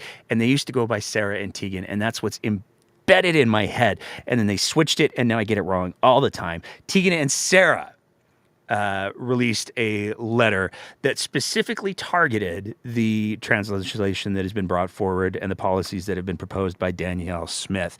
And there's a lot of amazing artists who are who have co-signed on this. The surviving two members of Sharon, Lois, and Bram are calling Alberta out on this. Fred Penner is calling Alberta out on this. Neil Young, Katie Lang, Alanis Morissette. You could go on and on and on and on and on. And these people are not necessarily experts on the field of gender identity, gender incongruency. But what they're demonstrating is that they're willing to exercise some compassion and listen to the experts and the evidence. And that is all that I think anybody is asking. Exercise some compassion, listen to the evidence. And when you run into the fear-mongers who are using the language of fear and the weapons of fear to try to further themselves, call them out. And if you're somebody who's not a direct target of these things, like Anna, as you were saying there, the group that is the main group are the cisgendered, white, middle-aged Christian men, and I fill almost all of those ticky boxes. I'm a lapsed Anglican, so I don't know if that counts or not. But if you're in those groups that have privilege, and this is, I hope, partially what we accomplished tonight. Part of your job, I think, is to do some of the fighting so that the people who are the targets don't have to always. It's not that hard. So, and I'm going to make the assumption that given that Anna didn't say, Nate, you shit the bed in a spectacular way tonight, that I didn't. But I'm open to the correction on that. And that's it. We're another 3-hour show. I'm going to break this up into 2 parts because asking anyone to sit through 3 hours is a whole awful lot. I want to say a big thank you to all of the speakers tonight on the Twitter Spaces or the X Spaces. I want to say particular thanks to Anna for that. I wouldn't call that a rant. That was just eloquent and passionate and good. So I want to say a big thank you to Anna for taking the time on this very important day for so many different reasons, for so many different people to share a little bit of time and speak so very well to those things. I want to thank you to everybody who's watching on the Facebooks, the YouTubes, the Instagrams, the things. We're on all the places now. And if you're listening to the audio version of the podcast, thank you for listening to both parts, and leave a rating and a review, because if I've learned anything, it's that anytime we do one of these shows, the lists and the bots show up. So I'm sure our block list will double by the end of the week. Thank you, everybody, so much for taking the time to listen. And honestly, if there's anything that we've said here tonight that you disagree with or that you found to be inaccurate, our DMs are always open, and we'd love to hear from you because, as I've said throughout the episode tonight, we try to get things right more than we get things wrong. So if you find something that we can get wrong and we can back it up, then we'd absolutely love to hear from you. Watch for the episode with disability advocate Dawn Slater coming later this week, and we will be back next Sunday. I mean, it's constituency weeks. That probably means like a whole lot of PR crap, so we'll probably have a lot of clips to play next week. But we'll be back next Sunday for another live episode. Look forward to seeing you then. Until then, keep the conversation going.